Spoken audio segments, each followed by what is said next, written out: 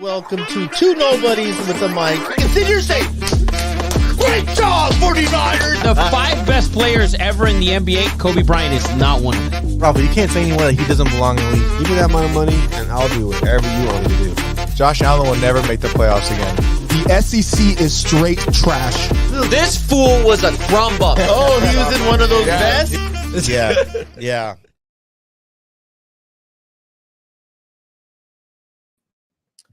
What up, everybody? Welcome to the Two Nobodies podcast. Two Nobodies with a Mic podcast. One half of the Two Nobodies is here tonight. That's myself, Rafa. Eddie is out enjoying the Dodger game tonight. Obviously, hell of a game tonight for sure for both teams. But we are here tonight, episode number 97. So we got let me do some introductions here. We got Eddie Money, our producer, who's here. What's going on? Yeah, blurry as shit. We got CJ, as Eddie calls him, Whoa, our executive producer. And then we got another, a Steeler hopeful here in the house. Luke is in the house. Jesus. Oh, big returner. God. Yeah, woof. Anyways, welcome to episode 97. Hope you guys watch tonight and enjoy. We're going to get things going rather quickly tonight. So, let's start with, we always start with your famous number 97s, actually, episode 97, as Eddie would like to go. And I'll go first since I have a good one. And there's one right behind me. Connor McDavid of the Edmonton Oilers. What do you think, Eddie Money? Are you crying? I see CJ nodding his head, complaining like there should He thinks there's only one 97. That's why. There's only 197, and it's the one and only Nicky Bosa of the Ohio State Buckeyes and the St. Thomas Aquinas Raiders. Oh, my God. That's not even the 97 I think of when I think of the Niners 97s. I understand, but that's the 97 I grew up on. That's the 97 I've been able to see Bro, rise. with you this new grew up Niner on. How dynasty. old are you? I'm 22. My God. How long has Nick Bosa been in the league that you grew up on Nick Bosa? Isn't Nick Long Bosa been in the enough. league for maybe 5 years? Yeah, so you Right. grew up on him? Yes. He's the best defensive end that we've had in how many years? Oh, all right. Yeah, I guess you're right. He's been in the league since 2019. Okay. Good enough. You got a 97, Eddie Money? I might be stealing Luke's, but it's going to be Cam Hayward. Motherfucker. Ooh. God damn. Luke, you have a 97? It was Cam Hayward, but yeah, no, I can't think of anyone else. All right, I'll go Bryant Young, defensive tackle, the 49ers, University of Notre Dame. Phenomenal defensive tackle. And by the way, Zach's got one in the chat. Jeremy Roenick, by the way, Chicago Blackhawks. Ooh, that's a great poll. He That's said a he great didn't pull. wear it with the Blackhawks. Who did he wear that with? What did number did Roenick wear on the Blackhawks? Do you know, Give me- Luke? You're Give me 2 white. seconds. 27. 27. So he might have worn 97 with the. Did he play with the Rangers, Luke? He did. He had a quick stint with them. Is that where he wore 97? Let me Yes. see. Yeah, Yeah, he did. That's a great pool, by the way. Jeremy fucking Roenick. Zach CJ's knows like, the who most the f- random people. Like, Zach Zach's- has the most random numbers. Oh, with the Flyers, he says. Flyers. With Philly. And the And Kings. Kings. 197 that matters, boys. Yeah, you're right. It's Connor McDavid. It's 100%. It's not- Yeah. He is 100%. correct. Yeah, Zach goes in the 100%. deep and Zach pulls. But dude, Zach's almost my age, so he's been watching sports for a long time. You guys just started watching sports, obviously, since you fucking grew up on Nick Bosa. So, right? Did anyone say Joey? Yeah, Joey Bosa wears 97 as well. Yeah, they both are 97. Those Yes. Bosa dudes are turds. Oh, yeah, he Eddie- does. Eddie's not here, but he'd probably have a good Raider. No, I already looked. There's no good one. Did you? There's no good one.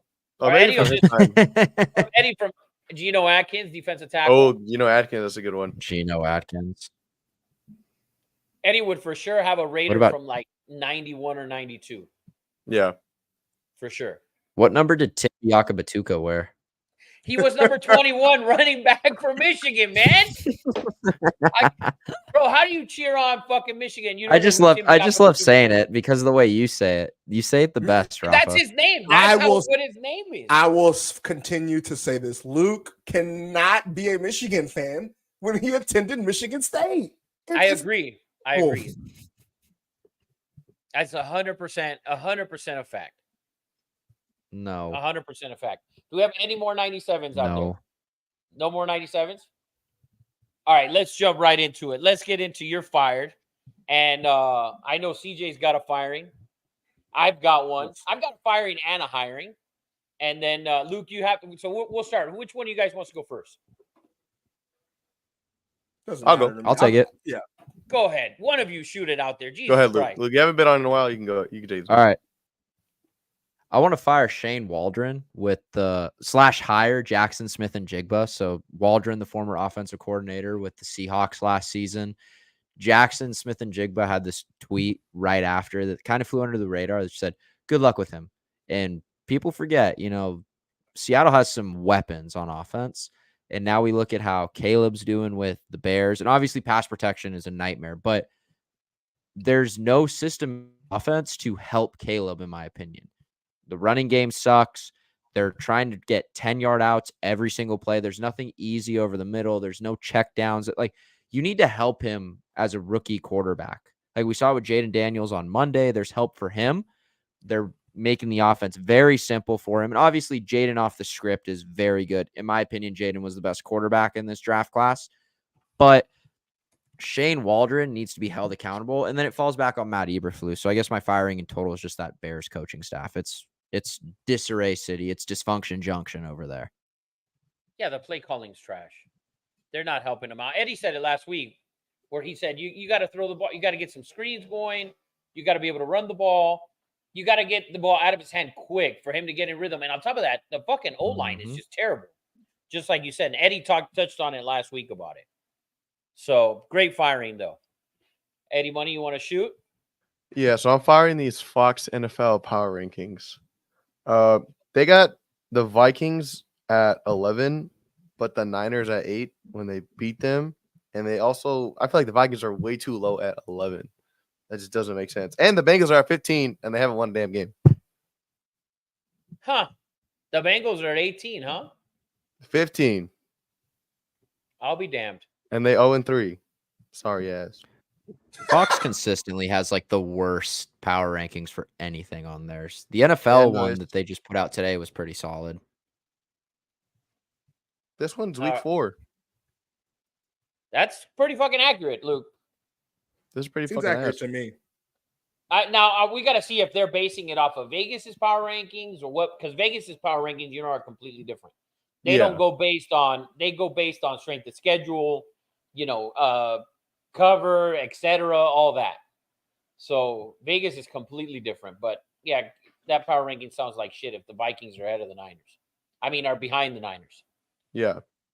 Good shit. By the way, Zach wants to fire Lincoln Riley for his awful play calling on Saturday.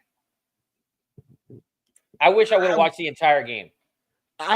Okay, but like, what was bad about it? Like, I thought that he adapted. Like, Michigan took away his run game completely. They said, you're not going to run the ball. We're going to run the ball on you. And he basically called around it. I mean, he called a tough game. I'm not going to act like he called an amazing game, but he called a game against a tough team in the Big House. Like Rafa said, the toughest place to play in the Big Ten.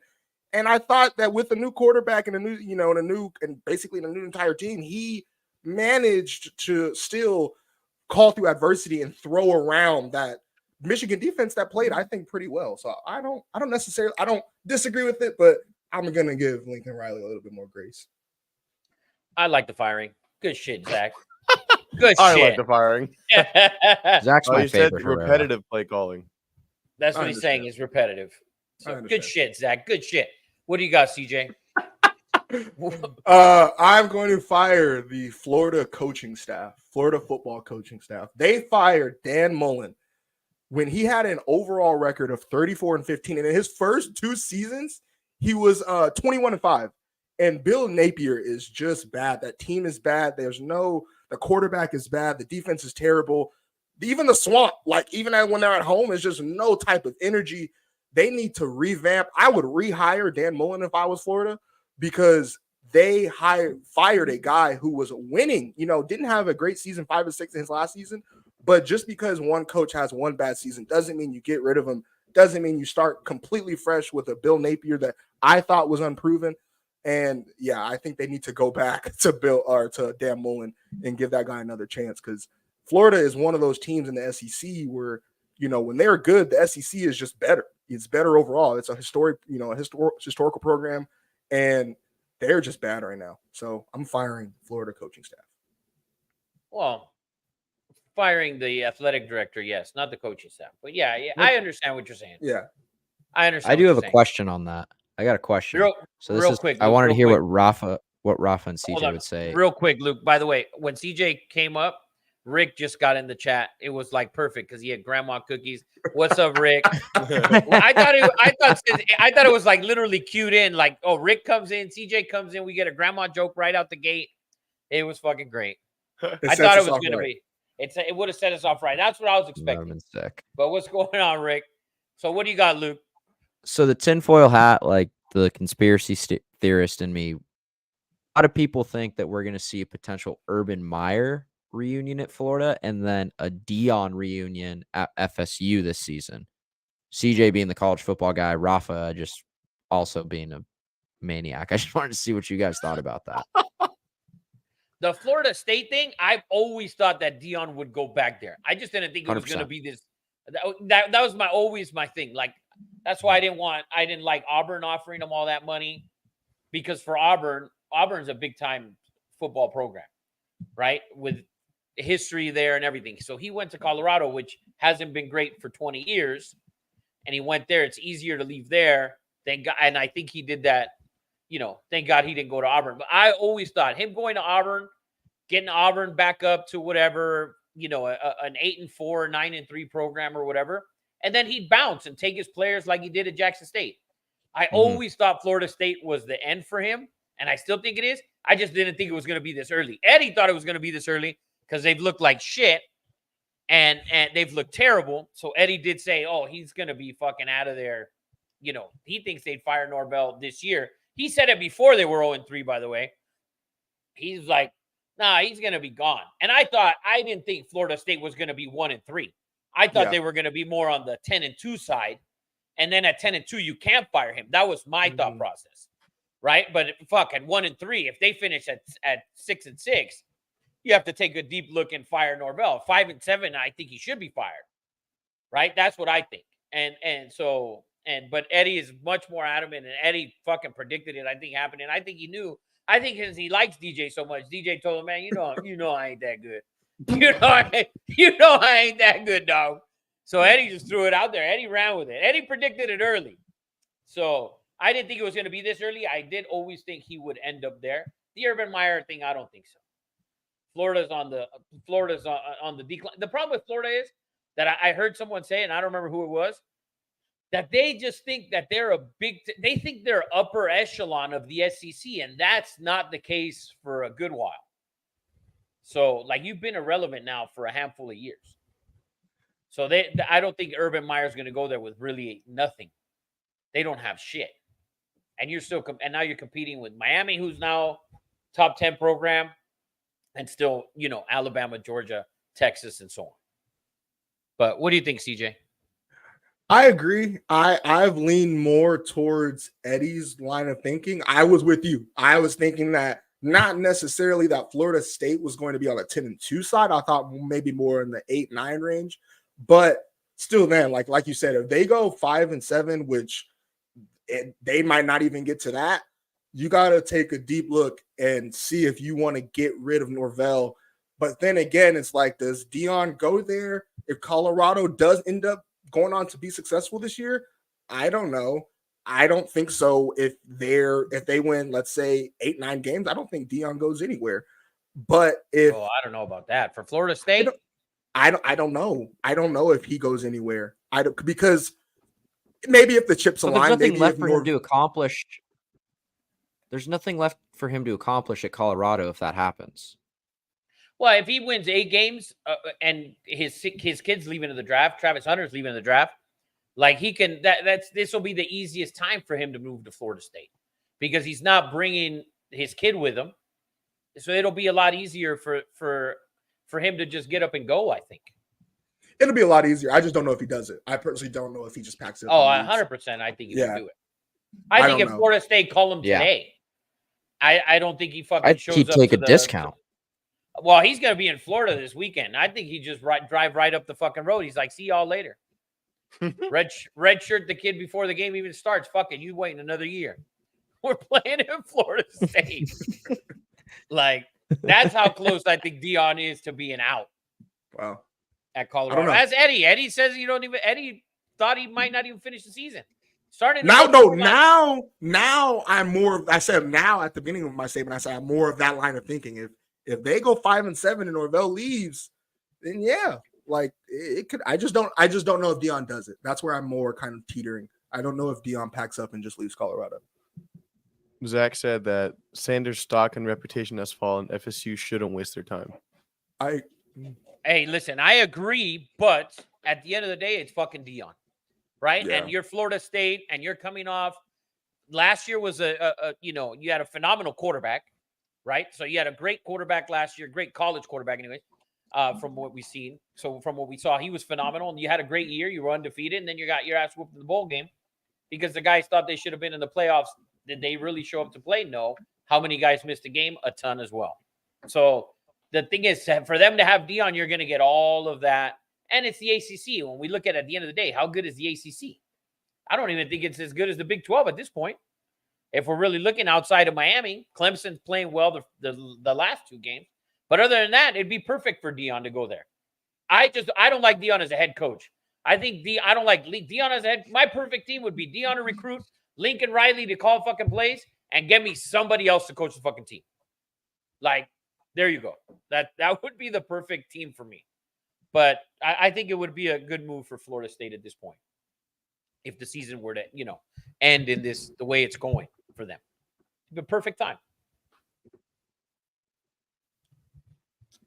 But I do like Zach's comment, by the way. So, anyways, let's get it. Since we're on the topic of college football, let's get it. Does anybody have any more firings? Probably not. Rick, you want to fire Colorado again this week or coming up this week? Or they won. He can't fire him off a win. Or should we just jump right into college football? Since we're on it, let's get into college football. We got speaking of the ACC, Friday Night Football got Virginia Tech versus number 7 Miami minus 19.5 over under 54.5. Before we get into the games, why don't we get into some of the rankings? Let's get into at least the top 12. Let me pull it up. Let's get into the top 15. If we can do the top 15 and see where we kind of stand, and then we'll get into the games afterwards. So because we got to, there's a lot of these teams we got to talk about. I mean, we got Missouri in there. Rick Flores says, I'm good. I like it, Rick. I like it. Chill. He'll think of something later on. He's gonna fire in. Right. With perfect timing. Mm-hmm. Okay. So what do you got, anybody? See what? I'll go from bottom to top. Number 15, we got Louisville. 14, LSU. 13, USC. 12, Michigan. 11, Missouri. 10, Utah. That's 9, the team Penn I have a State. problem with. Missouri? Yeah, I have a problem with Missouri. Did you watch them? They're on the road this week. I think they're on the road this week or next week at A&M. Next this week. Next week. Next week. That's next week. Yeah, I have a problem with Missouri. Like, you've played terrible. You're still in the top 12. Like, I mean, come on. At this point, we could have removed them. They dropped. Michigan up a spot. Yeah, they were 7 last week. Yeah, because they played Vanderbilt close and should have really lost the game. I mean, and Vanderbilt's at home, kicker. by the way. Yeah, at home. Like, they looked bad. There wasn't just the quarterback was inconsistent, play calling was inconsistent, and Vanderbilt is a bad team. Like 2-1, yes, bad, still terrible. And Missouri was right in there with them through thick and thin till the end. If we look at the top 12 teams right now, yeah, but what, Missouri isn't their should not be quarterback one hurt? of them. Their quarterback's playing. I thought their quarterback went out. At the end of that game, maybe. Drew But Lock, still, is his name? There was a thing last Saturday. There was a thing last Brady Saturday Cook? that said like their quarterback Yeah, exited Brady the Cook, game but and I thought- expected to miss a little bit.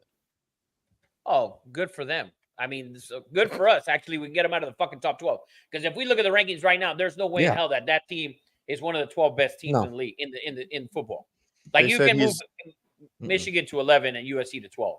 He's day-to-day with a right knee injury during that game. He got it during that game. Yeah, no, Missouri's got to go. He took it during the first half during that game. Yeah, Missouri's got to go for sure. Missouri's got to go. That's no good. That's too much SEC love for Missouri in there. USC should be one of the 12 best teams. All right, after Missouri, we got number 10, Utah, 9, Penn State, 8, Oregon, 7, Miami, 6, Ole Miss, 5, Tennessee, 4, Alabama, 3, Ohio State, 2, Georgia, and number 1, Texas. My issue is with Miami. Miami, to me, and Tennessee are top 4 teams. I think that those two teams, Tennessee is number 1 in rushing offense and and passing offense. And I think they're top 5 in SEC all defense. So Tennessee is definitely a team to be reckoned with. And I think, that they in Miami, Cam Ward has just been awesome. I mean, he has proven that he is a Heisman candidate front runner, I think, right next up there with Nico, in my opinion. And you can throw Jackson Dart in there as well. But, I think that Miami and Tennessee are definitely have proven themselves top 4 teams. Haven't played much of a schedule. Their meat of their schedule is still coming up. But, yeah, I think the national champion is unfortunately coming out of the Southeastern Conference. Everybody clip that. Wow. By the way, that's going to be his new intro. Yeah. By the way, Zach says, low-key BYU a top 15 team. BYU looks good. They got a week off, and then they get to play. Is that fuck? CJ says no. They got a great game coming up in next weekend, not this weekend. Next weekend against Arizona, by the way. Yes. So BYU can be, whatever it is, 5-0, I think. And I'm not sipping that Kool-Aid. You're not sipping the BYU Kool-Aid yet? I'm not. If they beat Arizona, we got to put some respect on BYU's name. You're not putting respect on BYU's name? I don't know if I respect Arizona. Okay. All right. I respect that. All right. I respect that comment. All right. By the way, Big John says Cam Ward is the truth. Damn right he is. Yes, he is. said Miami is the team in Florida running Florida, taking people lunch money. Yeah, taking their chicken Alfredo. Come on, Big John. Miami looks like that. Miami's coming back to what they looked like in the late 80s and the 90s. Yeah. Down in South Florida. You're gonna have all those old Cubans bringing out their old ass fucking half wearing Miami jerseys. Their crop top Miami jerseys. So who's the best team in the country for you guys? Ooh. Hold on. I think right now, Rick Flair said what matters really is the top 5. The next top 5 not solid as they should be. The rest need to get their grandma's cookies to compete. There we go, Rick. There you go, Rick. Great comment, Rick. Yes. Rick Flores, friend of the show, as Eddie calls him, a Hall of Famer. To nobody's fan. First ballot. So, first ballot for sure. He's enshrined. We just got to get a jacket big enough for him. Yeah, for sure. For sure. Like Eddie says, the biggest Mexican you ever seen. But you want to, so we makes top 0 5. sense. We'll go Eddie, me, then Luke, and then back up to Rafa. We'll go in the square. Okay. What was the question? Who's our number 1? Yes. I would like for it to beat Ohio State, but they haven't been beating them teams like they should be beating them teams. So I think right now it's in between Georgia and Texas. Actually, no, I'm going to go Texas. Okay. I really wanted to say Georgia there, Cuzzo. I don't know if you want No, and then I forgot about that Kentucky game. I forgot barely about the beating Kentucky game. Kentucky. Yeah. I forgot about that game. I would say for me, the easy answer is Texas, but I'm not going to say Texas because I need to see them come Homer back pick. with Here Quinn comes Ewers. 100% Homer pick. No, it's not a Homer pick. 100%. He's going to say I think Pac-12 the team. Tennessee Vols are the best team. 100% Homer pick. 100% Homer pick. I think that's not a Homer pick. Of course, They're a Homer number pick. 1 in rushing offense and fucking passing offense in the SEC. The conference that you love so much that you jack off to every fucking night. They're number 1 in that conference in rushing and passing. So you can't say it's a Homer pick. Yes, Nico's from the West Coast, just like Jaden Daniels is. He's doing pretty well too from Cajon, California, by the way, West Coast offense. Yeah. So yes, it's not a Homer pick. Tennessee is number 1 in passing and rushing offense in the Southeastern Conference. Trust me, I think right now they're the most electric team. And guess what? I think they're the best. Zach says, CJ, you're losing credibility. Absolute Homer pick. I knew he was going to pick Tennessee. What do you got, Luke? As much as it pains me, I think it's Ohio State. Even though their games haven't been these like dominant victories that you would expect them to see, you can tell Chip. What? Too many vanilla grandma cookies. You gotta open the comment section, Luke. You gotta look at the comment section in your comments so you can see it. The second, right. It's on the right of your screen. It says private chat and then comments, so you'll see the comments pop up. That is hilarious. So you said Ohio State's your number 1? Yeah, I think Ohio State, in my opinion, it's pretty close between them and Texas. I just think Ohio State is the best team in the country right now. They got ballers all over the field. They have the best running back core in the league with Judkins and Henderson. Don't look at me like that, Shay. Did you see how they started against Marshall? Yeah, they don't start out hot. The difference between starting out hot and being the best team in the country. Right. They're 100% the best team in the country. Just wait. How? Just wait. As much as this pains me, they're going to play Michigan this year. I'm pretty sure it's in the shoe this season. They're going to play Michigan, and they're going to beat Michigan. In my opinion, the final score of that game will be 49-14 in favor of Ohio State. Ohio but State's going to Michigan- beat the crap out It's of good about beating Michigan. Michigan's not a good team, Luke. Michigan's not a good team. I'm They're sorry. trash. They're the off, top, they have but they're no going to start quarterback. playing these top 25. They're going to start playing these top 25 teams, and they're going to start blowing them out of Listen, the water. I- They're going to go into I- the playoff. They can win the gritty games. I think Ohio State will be the national champion, is what I think. I think Ohio State has the best roster. I think they will be the national champion. But I think that today, Yeah. and I think, by the way, and I predicted this early, before the season started, that Texas would go undefeated until the SEC title game. I think Texas right now is the best team. Literally, Quinn gets hurt, pop in fucking Arch. We're going to cover. We're going to win by 40 plus. They have the second best roster, but they're playing the best. They're going out there and they're demolishing teams. They're demolishing teams. Okay? Ohio State isn't demolishing anyone at any point. When you're down 7-0, the game's 7-7 heading into the second quarter. So that shit don't happen to Texas. Okay? And at halftime, and Texas is by far and away a better team today than Ohio State. Maybe in 3 weeks, Ohio State might be the best team because they got to go to Oregon in 2 weeks, which I think they will beat them. So we will see then. But as of today, I think Texas is the number one team in the country, followed by Ohio State, and then maybe Alabama, Georgia, or Tennessee, Ole Miss, and Georgia in there.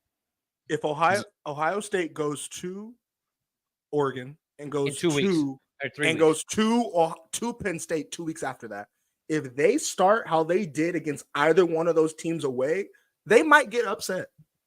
Okay, I understand what you're saying, but you got to remember these teams wake up to their opponents. You know, they're going to show up there and they're not going to treat them like Marshall. The preparation for the week is not going to be we're playing Marshall. The preparation for the week is we're playing Dylan Gabriel this week. The preparation for this week is we're playing Penn State on the road. That's going to be their preparation. Their preparation right now was fucking who did they play? Youngstown State or whatever the fuck it was. Garbage ass teams is what it's been. So Western the preparation, Michigan and Akron.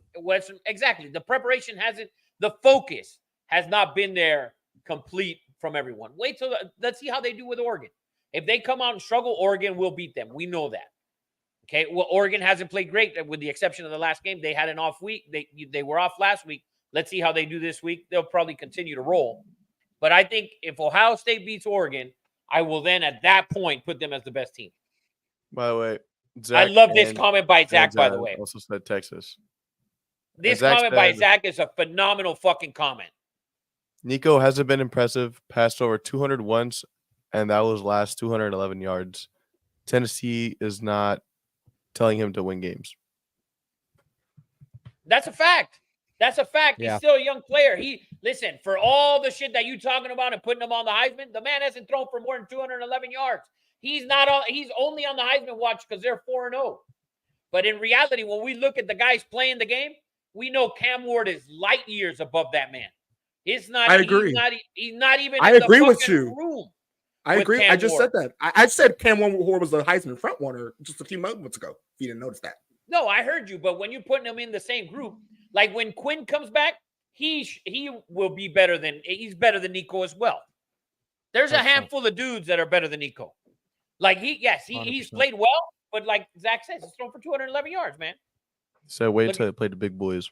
I agree. They play with them you. twice. They play them twice. They play Bama and they play at Georgia, so they'll get two chances to prove it.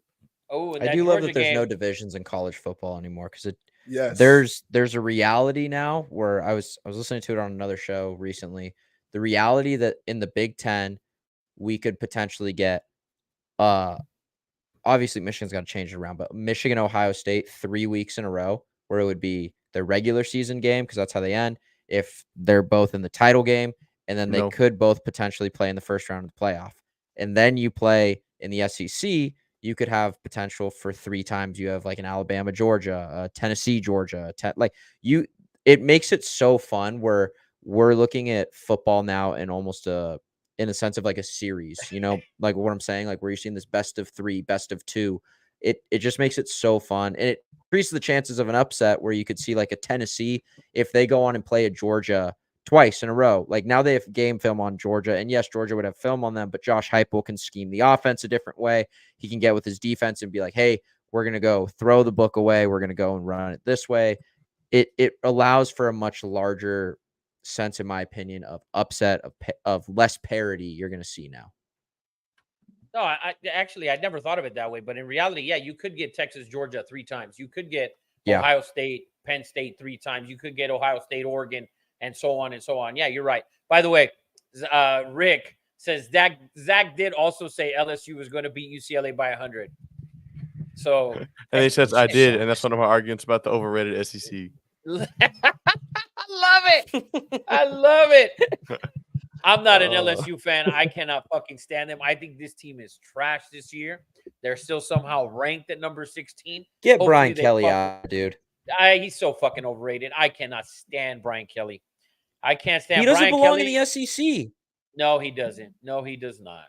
No, he does not. He barely Brian belongs Kelly's in the Big Ten. He's like an ACC coach. He's 100%. I was just going to say that. He's an ACC coach. Send his ass over to fucking Florida State or fucking, I don't know, SMU or some shit. But anyway, so that's... Honestly, I could see him at Florida. Go ahead, Eddie. Big John wanted to be known that Michigan is not the team to beat no more. Factual. Oh, facts. They're just a big physical team. And that's all I thought was going to be with the USC game. That they were just going to be physical with USC, and USC hasn't Jerome seen Moore that, was the wrong hire. that side of the physicality of a team like that. They haven't seen a team as that physical in a good while. So, which is why that game ended the way it did. 100%. So, but anyways, all right. So let's get to it. You got anything else you want to talk about before we get into these games? No, nothing. Let's get into it. Let's get into some games. Let's do it. Friday night, baby. This week we'll be starting with college football this week. Friday night we got Virginia Tech versus number 7 Miami minus 19.5, over under 54.5. So this game right here, by the way, before 5 weeks ago, before this season started, we had CJ on this show talk about Virginia Tech was going to be his ACC blah, blah, blah. And halfway through the first game, he texted me, said, fuck Virginia Tech. I was wrong. He said I was wrong. CJ, I said, don't put words in my mouth. First of all, let me have the stage. I said that Virginia Tech was my ACC sleeper team of the year, but they never woke up. They never woke up. They never woke up. The motherfuckers still sleeping, throwing picks, being trash. And I texted Rafa. I said, "Oh hell no! He's black quarterback, by the way. Black quarterback. They're in hibernation. Black running back, and they're in hibernation. They're in hibernation. They have not come out and woken." Yeah, no, black quarterback at Virginia Tech. If it's not last name Vic, I don't want none of them. Marcus or Michael. That's what I want. So anyway, so Miami's at home minus 19.5. Miami in the last 12 against Virginia Tech, 8-4 against the spread. I like Miami in this spot. I'm blue chip in Miami. I think Miami is the best quarterback in the land right now, today. I thought he would only be an early season Heisman hopeful. He's looking like he might win this thing at this point. So, but he looks great. Miami looks awesome. They can run the ball, man. They can do a lot of things. A lot of things. So they look good right now, and Virginia Tech has looked really, really bad. They're at 2-2. Going down into Miami Friday night. It's going to be wild down there. But give me the Canes or Tyrod Taylor. I was trying to think if it was Taylor or Huntley, but yeah, Huntley I think was Utah, right? Correct. Yeah. Tyrod Taylor for sure, by the way. That's a good one, Zach. I like Zach, Tyrod. man. Look at Zach. I like Tyrod too. I think he's pretty good. So, but anyway, so we got Miami that's your first blue chip of the night. Miami's minus 19.5 at home against Virginia Tech. 8-4 in the last 12 against the spread. CJ just went completely black. Oh, is he? All right. He went dark. I think his light went up. That was racist. Did he just say I went black? You did. Your light went off in the background, man. I don't know. That's just me. I'm sorry. The second game of the night, we got Washington versus Rutgers minus 2.5. Big red in the house, over under 44.5. Jacob's Rutgers team. Jacob's team. It was always Rutgers. It was always Rutgers. Jacobs love Rutgers minus 2.5. What do you think about this game? Washington, I thought was going to be the most disappointing Big Ten team, as far as all the hype they had last year. They look atrocious, man. They're garbage. They look bad. They look bad. They lost their awful. their first round quarterback, their first round receiver, and their coach. Like, yeah, they were going to be bad. I thought they were going to be bad this whole time. Well, they lost their I didn't- offensive coordinator too. You're right. Seems Went like to the they lost NFL. it all. Eddie Money, you got something on this game? Because I don't like this game at all. I kind of like Rutgers in this spot, just because of Big Red. Great teams win. I don't know, good teams win. Great teams cover. Can they cover in this game, though? Against Washington? Washington's a big-time program. Rutgers is not that. Yeah, Let's but be real. Washington Washington's looked really bad. really They've bad. looked Like, really bad. They've looked really bad, but you got a name program coming in there. As bad as they've looked, you're still Rutgers at the end of the day. So, but what do you think they won't have an issue here? it's going to be a close game. I think Washington will be in it. They'll probably have a lead for a couple of, like maybe like a quarter, and then they're going to make some dumb mistakes and lose it like they did against Washington State. Well, here's the stat to watch, by the way. Washington is 8-0 in their last 8 road games straight up. So they've won 8 in a row on the road. They're getting 2.5 here. Maybe they keep it close. Also, something to watch is the under in this game. What do you got the under at here, Eddie Money? 40-something? 44.5. Yeah, keep an eye on the under there. If you got to bet this game because it's Friday night, I lean towards Washington. That's just me. I Really? take the bigger program all the time. Oh, I take the bigger program all the time. Yeah, I'm not. You're I'm off your not rockers, taking- Cuzzo. No, I'm not taking Rutgers against this against a big-time program. Zach says Rutgers. I like Rutgers as well. Zach's, I like Zach's usually right about these things too. Zach He's is always pretty good. hot on these picks. Zach is a Zach college asked- guru, except of course when Rick says I can believed in Jed Fish at Arizona with those guys that he recruited. I thought that him moving to Washington, especially coming off last year, the season that Arizona had, was the most lateral move, especially when you 100%. lost Michael Penix and Adunze. Like, you losing most of that Joe Moore award-winning offensive line. So it was like, it didn't make any sense to me when most of those guys were coming back to Arizona, why you would pack up and move to Washington. I understand it might sound like a better program, money, but Arizona, money. right? Yeah, absolutely right. Arizona don't have money to pay him. That's the thing. So, But Washington does? Like, is there a big market in Seattle for? they got different money. Arizona has budget issues. Yeah, So, LS or let's not forget Washington's that. got one of the highest paid coaching and NILs in the country. Yeah. Worst state in the union, but they got money. Fucking assholes. Let's get on to the next game. And it's Saturday. We got Minnesota versus number 12, Michigan. Luke's Michigan over under 35.5. This is going to be a disgusting game. Can Michigan build on that win? Is going to be the key. Can they build on that win? The quarterback is atrocious. He's bad. I mean, I don't even know what the fuck he is, to be honest with you. He reminds me of Denard Robinson when he was at Michigan, but a worse thrower. So can they build on it at home against a bad Minnesota program right now? If you look at that team too, with Orgy, when Orgy's in at quarterback, you know the entire script of the offense is him to primarily run, gets the throw off. It's supposed to be like an off-script throw. Now, when the other dude's in there, he can't throw, he can't run, he sucks. Like it's a freaking nightmare watching that offense right now. Well, it all looked bad to me watching Orgy touch the ball or attempt to throw it. It all looked bad. But I'm taking Michigan, by the way. Michigan in the big house. Michigan's I the think they pick. grow. Michigan -9. I think they cover. I think that's my blue chip.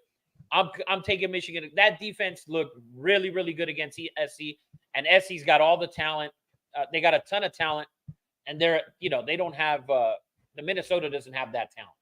Do you think that Michigan has any bit of sleepover from that big USC win? Or a big hangover, I should say?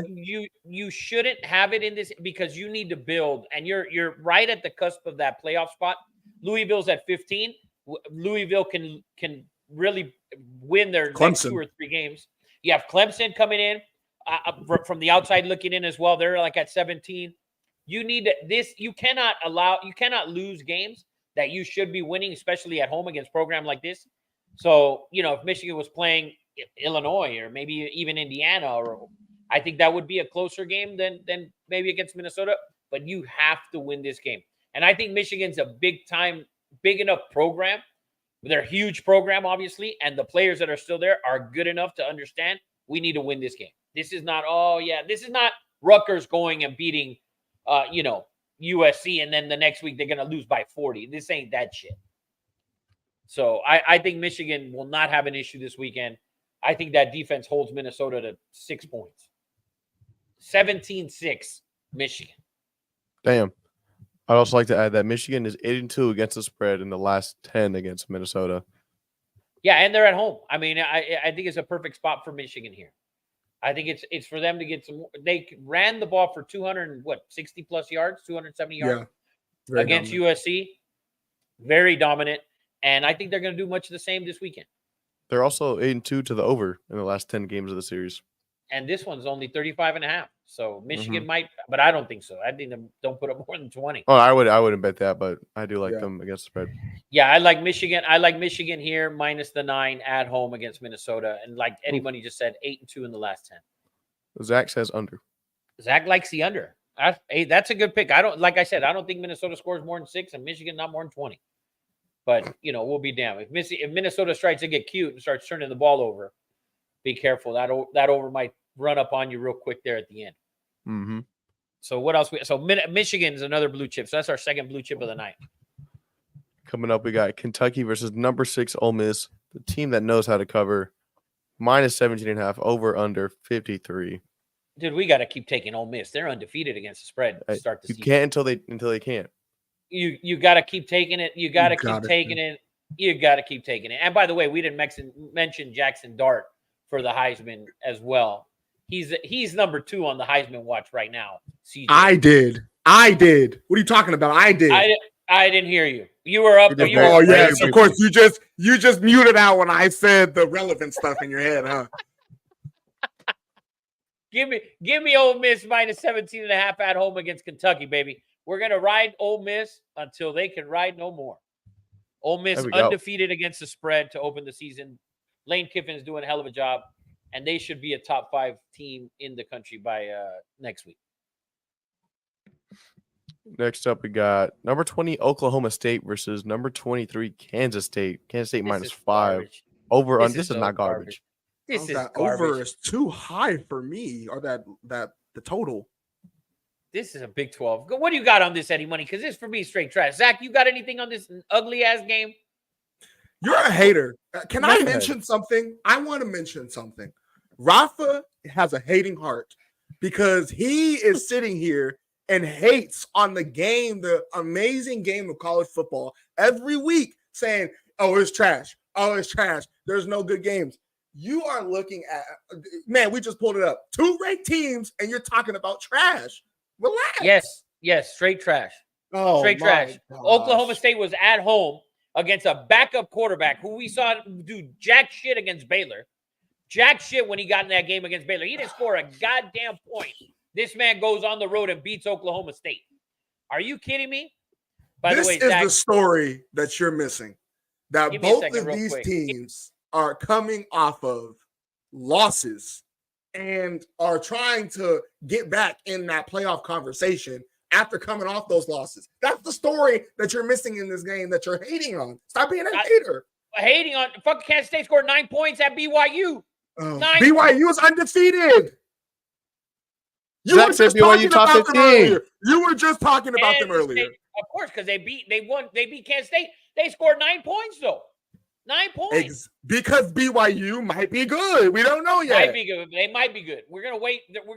BYU beat Kansas State. We gotta wait to see how good they are. For Rafa, if it's not a top 10 game, that he don't care. No, it's not that it's not a top 10 game. If it's not Ole Miss, Ohio State, Oregon, I don't want to watch these 2 turns. Exactly. If they're not a top 10 team. Right. There's a top 25 team. I'd rather watch Florida State 100%. Give me Cal. Give me Florida State. Give me something. Not these turns. That was a literal snooze fest. And you're saying you'd rather watch that than this? You'd rather watch Cal and Florida State versus Oklahoma State and Kansas State? Dude, I just hate Kansas State. What can I say? Oklahoma State honestly might be one of the biggest letdowns this year. Letdown? Current Are you so kidding? far. We should be shocked that they're For who? For a lot of people thought they were a top 12 program this year. All the They're seniors They that dropped are- back. No. They are. They only are the the top 12 Notre- program. They are the Notre Dame top of the 12 team Southwest. this year. Top 12 team this year. A lot of people thought they'd Oh. be in that top 12 conversation. They've been Oklahoma State is the Notre Dame of the Southwest. That's a good take. all right. It's a good Yeah, take. I It's don't, a like, good I don't take. hate that. It's a good take. So Zach says, by the way, don't sleep on Kentucky. Georgia barely won that game. Zach, on that Kentucky They game, always play like it that. versus only Kentucky. at Kentucky home. always Only does at it. home. The last 3 games for Georgia at Kentucky, 2020, they scored like 13 points. 2022, they scored 14. And then whatever they scored this year and barely won, like 13 or whatever it was. That's at Kentucky. Watch next year when Kentucky goes into Georgia. Georgia's going to smack them right in the face. Ole Miss, you cannot mess with it. Tennessee and Ole Miss right now, they're just rolling along. They're covering machines all week. Week to week, they're just rolling on teams. And you ride that wave until it's over. When that wave ends, then it ends. But as of right now, Tennessee comes up, you hammer. Ole Miss comes up, you hammer. Let it fall off. It's like last year with USC and LSU overs. You ride that shit until it's over. And the next week, depending on the matchup, you ride that shit again. So that's That's what I'm talking about. Eddie Money, what do you have on this game? The Oklahoma State, Kansas State. I don't have nothing. I just think it's gonna be a good game. It should be interesting. If I know Rafa, if it's not a top 10 matchup, if it's not a top 10 team playing the game, you don't want to hear that shit. See, No, I Eddie's don't a mind lover. hearing it. I don't mind hearing it. Like if this would have been Oklahoma against Kansas State, all right. You know what I mean? Oklahoma State, man. Both teams coming off losses. Oklahoma State's going to Kansas State. Line's 5. That's the other thing. Line's 5. If the line's 5, I'm not touching it. Oklahoma Like- just scored 15 points. Yeah. They Oklahoma And State you hasn't just looked shitted great. on Kansas State for scoring 9. Yeah, they both played like shit. So you're interested in scoring the 15, but not interested in seeing the 9. They both played like absolute shit. And I You're don't a like hater. Kansas State's quarterback because he can't throw the ball. All he can do is run the ball. All he can do is run the ball. He can't throw for shit. Bottom line. Have you watched Kansas Yep. State play yet? I saw the whole I game watched against this kid Arizona. play. You know he can't throw the ball. That was a terrible game, by the way. Arizona cannot fucking tackle. Arizona cannot tackle. My Their goodness. defense is trash. Straight trash. Yeah. So I got no pick on this game. I will not be watching this shit. I hope it's early so I can be playing golf and miss this shit. All right, He's next gonna up, miss it just to spite us. we got Zach's favorite team, number 22 BYU versus Baylor, -3.5, over under 45.5. This is a good game right here because you have BYU. You have BYU going into Baylor. Baylor just fucking had a heartbreaking loss. Coach came out and said, you know what, they've made a mistake. That ended the game. Don't tell me that game wasn't great. Was that game not great, CJ? You Baylor? would rather see Baylor? I'd rather see BYU, the hope that BYU still undefeated, going on the road to Baylor and hopefully BYU pulling this thing out so they stay undefeated. You think that's a better storyline than Oklahoma State and Kansas State fighting to stay in the rankings? Yeah, BYU, if they win, they're undefeated and will probably jump Oklahoma State and Kansas State in the ranking. They're going on the road. Well, Baylor's at 22. They're not going to BYU jump the team that just got a ranked win. Kansas State, no bueno. Nothing, motherfucker. They ain't doing that. Zach likes take the 3. I'm taking the 3.5 with BYU. We're blue chipping with Zach. BYU plus 3.5 on the road in Waco against Baylor. Dude, BYU played phenomenal last week. I think they're gonna be a lot better than what CJ thinks. I think they're gonna be sneaking in that playoffs. They're gonna be close. They're gonna be sneaking in right there. You just putting words into my mouth today, and I'm not appreciating it. You just said you don't. You fucking. We talk about BYU when Zach said No, BYU. I said we have to see what they are. We're gonna see this weekend. We're gonna see them going to Versus Waco. Baylor Baylor played a hell of a game last week versus against Colorado. On the road. Oh my god! On the road. They were on the road. It's still on the road. You undervalue road games in college, by the way, CJ. Baylor played a close half versus Air Force, bro, and we're talking about them. They also had a close half against Utah. Oh, Just so you know. without I'm just saying, give me BYU plus the 3.5. Let's go Cougars. Look at Zach. Ride BYU until the wheels fall off. You ride that wave, baby. BYU plus 3.5. It should be soak that wave. Oh, that was a good one. I got to give props for that one. That was nice. Giggity. Yes, Nice I one, like Luke. it. Nice, very nice, Luke. We're riding BYU till the wheels fall off. Let's go Mormons. All right. Next, talking I shit don't have about anything on this game, but we got Oh, this Arkansas game is versus disgusting. This game is disgusting. 24 How is, A&M. Awful game. dude, how is Texas A&M still fucking ranked? Bro, My God. how? How is Texas A&M ranked? They're only -4, by the way. Arkansas, team who went on the road at CJ's Oklahoma State Cowboys and took them to fucking overtime against these against this garbage ass Razorbacks team. Texas A&M -4, over under 52. Bro, has Texas A&M even scored 24 this year? Like, Why did you call them Milo? I'm an Oklahoma State fan now. You out here cheerleading like for fucking Jesus, like Brandon Whedon and shit. Rafa, CJ is Pistol Pete. Rafa, you are trying to argue that Baylor and whoever the fuck they play. For me, it's Yeah. gonna be more interesting. I don't like anything that Kansas State does. Period. I don't like it. Like, I don't want to see it because I don't like it. Bottom line, like, I don't want to see shit that they're doing. You get what I'm saying? But Don't like, put 'em why? Because I don't want to see Kansas State's quarterback. I can't stand him. I don't want to see a white dude running the ball who can't fucking throw it. When you're white, you should be able to throw the fucking football. Tim Tebow wasn't that great of a thrower. Tim Tebow was threw Team enough. fucking Tebow. Yeah, and Tim Tebow was a Heisman. Could have been a 2-time winner, actually. So don't disrespect it. Don't ever put Tim Tebow in and mix with any of these other white quarterbacks around here, buddy. You done fucked up, TJ. You done fucked up, buddy. So what's the next game up on the board? We got A&M, Wisconsin we're missing. Oh yeah. versus number By the way- 13 USD. By the way, did you guys see the news? Bear Allen out. Yep. Wow, I did not know that. Yeah, he's Zach sent it. I don't know. Zach sent it in our other group chat. So I don't know if Zach's maybe got more information on it, but it looks like his uncle or his guardian said that he wasn't at practice today because he's going to redshirt, which basically means he's going to transfer. And where the fuck are you going to go back to Georgia? Where is he going? Ole Miss? 17 minutes A&M? ago, Sports Illustrated just said Bears are set to redshirt the rest of the 2024 season and enter the portal. Enter the portal. This man will be draft eligible at the age of 23. My God, this motherfucker's getting older and older going into this draft. Older and older. He strikes me as an state guy. I like SC in this spot, man. I'm not blue chip in SC, but I like SC. This line opened at 14, by the way. So Zach's got information here. Look at Zach, the USC insider. I feel like he's on the fucking sideline like Snoop. It was playing time issues. Only played 21 snaps. Said that he was wants to be unleashed. Well, at 315 pounds, it's hard to unleash a big motherfucker like that. Like, How much what? can he hold up? CJ would know. If he's only playing 21 snaps, there's got to be a conditioning issue, right? Absolutely. Is there not? Yes. There's one of two things happening. You're either it's a disciplinary issue or it's a conditioning issue. You're not on the field because you don't know what you're doing, or you're not on the field as much because you can't be on the field as much.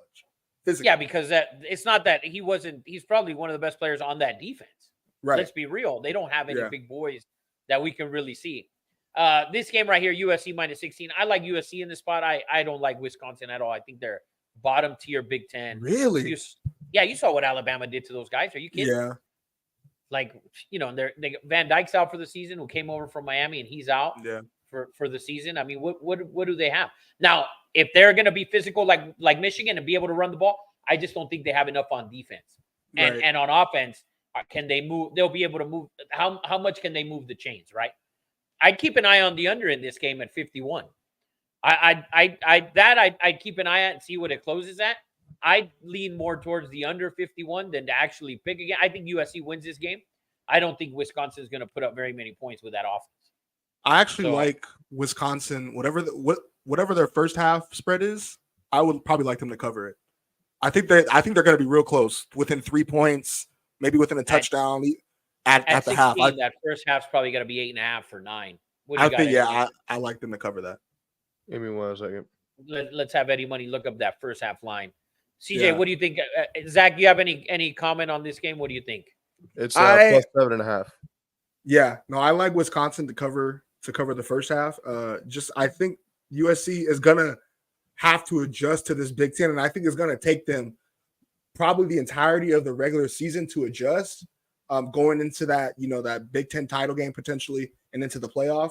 But I think these Big Ten teams hold on. Sorry to cut you off. Did you just say USC in the Big Ten title game? Yeah, You think USC is going to be in the Big Ten title game? I said going into. So I you said think I also followed up with potentially before you cut me off. No, that is a potential. This is a bad potential. Okay, Rafa. So you That's have Ohio State, you have Michigan, you have Oregon, Penn State, and you have USC, right? USC only has one loss. So, like, if they win out, they're going. What are we conversing about? What are we up in alls about here? Oh, man. It's a bold take. It's a bold prediction, CJ. Look, Rafa, like I I'm said, just saying. USC potentially going into that Big Ten, they're going to, leading up to that, have to deal with these physical Big Ten teams. And I think it's going to take them every first half to get adjusted to. I think USC is going to be a very second half oriented team because every time they deal with these Big Ten teams, they're going to come in with that momentum, hit them in the mouth, and then USC, like Michigan, is going to have to adjust, come out in the second half, and then you're going to see the fireworks kind of pop off. But I like Wisconsin to cover that first half. All right. Wisconsin first half. CJ, Skin Zach tone. agrees. Skin tone pick. pick. Zach agrees with CJ. He likes the Badgers to actually cover this game, by the way. Yeah, I agree. All right. Let's move on to the next one. I think SC wins. I agree. And then next one, we got 21 Oklahoma -2 at Auburn, over under Dude. 45. Can I say the something? fuck? Yeah, they suck. These two guys suck. Brett Venables is not a head coach. Yeah, I no think shit. him Yeah. leaving Clemson was the worst thing. He arguably, if you want to look at it, probably was the biggest piece in that destruction of that program because Clemson, I think, is on a decline, obviously. But he should have never left Clemson. And if he left Clemson, Oklahoma was not it. Like, I don't know why. He is a defensive-minded coach. I get it. But his offenses, you have to hire an offensive genius, an offensive-minded coach on your offensive staff because, my gosh, your offense is bad. Zach said likes the Sooners. Auburn is horrible. Yeah, I They're think Auburn's trash. horrible. I agree. Oklahoma going on the road. I think this is their first SEC road game. Going into Auburn, we'll see how that plays out. Auburn isn't what they once were. I like Oklahoma as well, -2. We're gonna blue chip Oklahoma. Let's fucking go. I'm tired of losing blue chips with fucking Oklahoma. Boomer Sooner one time for me, damn it. Let's go Boomer Sooner one time. Oklahoma -2. We're gonna blue chip it at Auburn. Let's go. We had one Boomer break. Sooner. We had one break with no Oklahoma chip because they played Yeah. Tennessee, and we blue chip Yeah. Tennessee. We blue chipped that. We still blue chip in the game. So we're taking Oklahoma -2. Auburn's terrible, man. Auburn is a bottom tier SEC team. I know why Rafa was pissed off. I was talking about Oklahoma State. It's because he's an undercover fucking Oklahoma fan. That's why he always Undercover. talking about Oklahoma. Undercover. I don't need to be undercover, motherfucker. I like the Sooners. I like the Sooners. Take me back to Sam Bradford's Oklahoma Sooners. Kyler Murray's Oklahoma Sooners, 100%. Jalen Hurts. My Fuck, gosh. even give me Caleb's Sooners. My gosh. Go Sooners, baby. Auburn is last in the nation in time of possession, second to last in college football with 14 turnovers. Yeah, and they haven't played anybody yet. Oklahoma isn't somebody, but they're somebody. You get what I'm saying? Like, they're somebody. They're not the somebodies we all think they used to be, but they are someone. But they somebody. They're somebody. So, yeah, let's go Sooners, baby. What else we got? Next up, we got number 15 Louisville versus number 16 Notre Dame. Notre Dame -6.5, over under 45. Can I say something about this game? This is a playoff spot game. Playoff spot game right here. The winner of this game will have a quality win to get them in that playoff spot. They'll give them some pool there. Both of the teams. Oh, Notre Dame looked good a couple weeks ago, but Notre Dame is just A couple weeks ago. Can I say something about this game? Can I say No, something about this game? last week? Neither of these teams will be ranked at the end of the season. Oh, I don't think so. I think you're wrong. I think Notre Dame makes the end of it. Yeah, Really? I think you're Yeah. wrong on that. Oh my think gosh, I don't think either one of these teams are going to be ranked. I'll tell you what, if Notre Dame goes out and blasts them, Notre Dame will be in there because who's left on their schedule besides US? Is USC on their schedule? Yeah, last game. Yeah, and that's it. So this is a good game.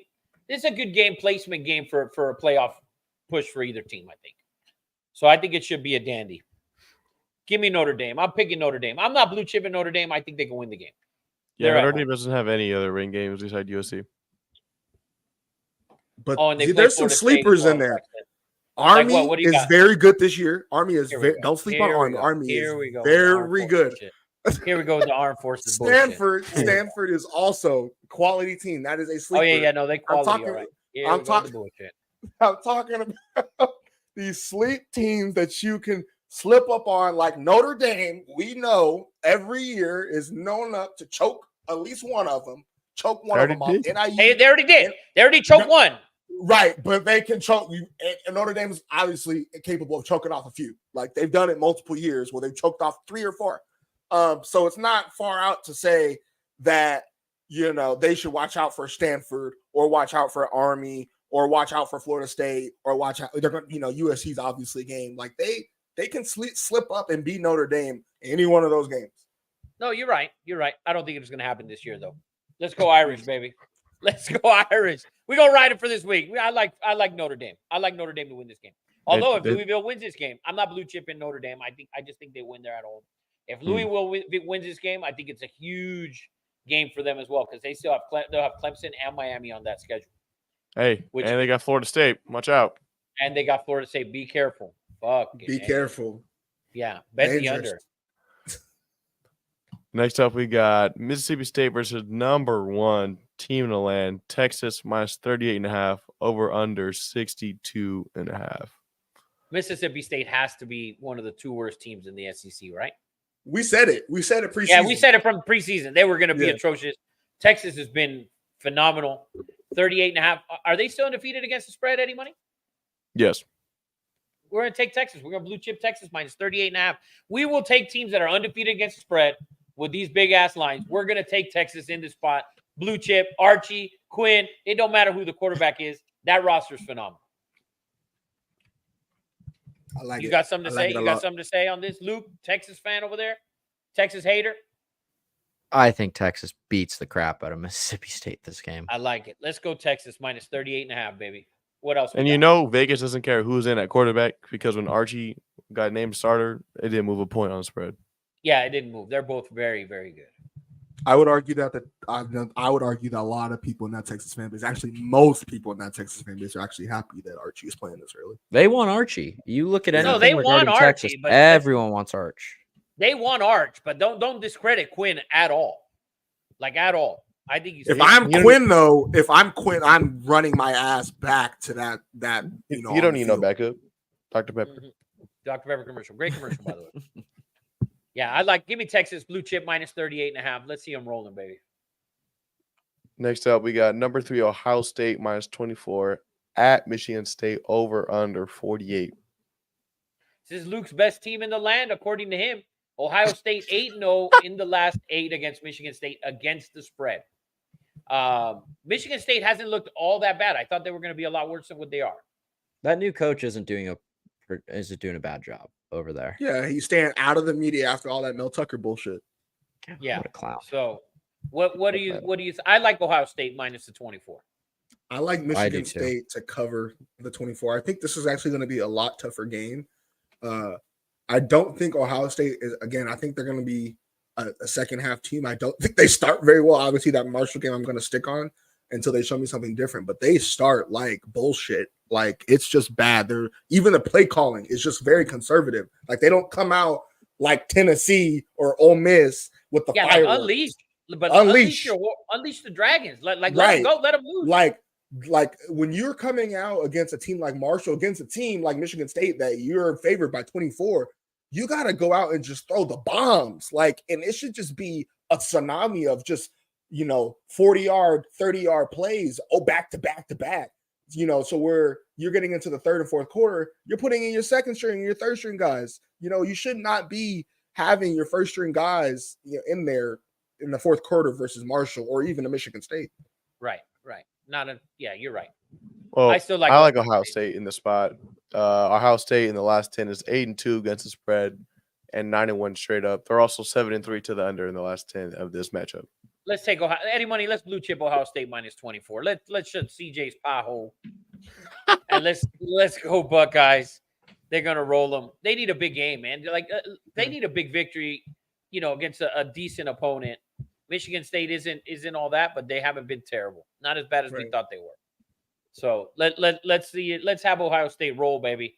Let's go Buckeyes. Next up, we got number 18 Iowa State. My bad. Oof. Minus 14.5 versus Houston over under 43.5. I got nothing on this game. Me neither. Stay away. Stay away from the Cyclones and the Cougars. Yes. Oh, Houston's looked terrible, by the way. Really, really bad. Bad. Yeah. Really bad. They should have been better than what they were. They've looked just really bad. Yeah, really you can bad. say they're probably one of the bigger disappointments in that Big 12. Yeah, the biggest problem.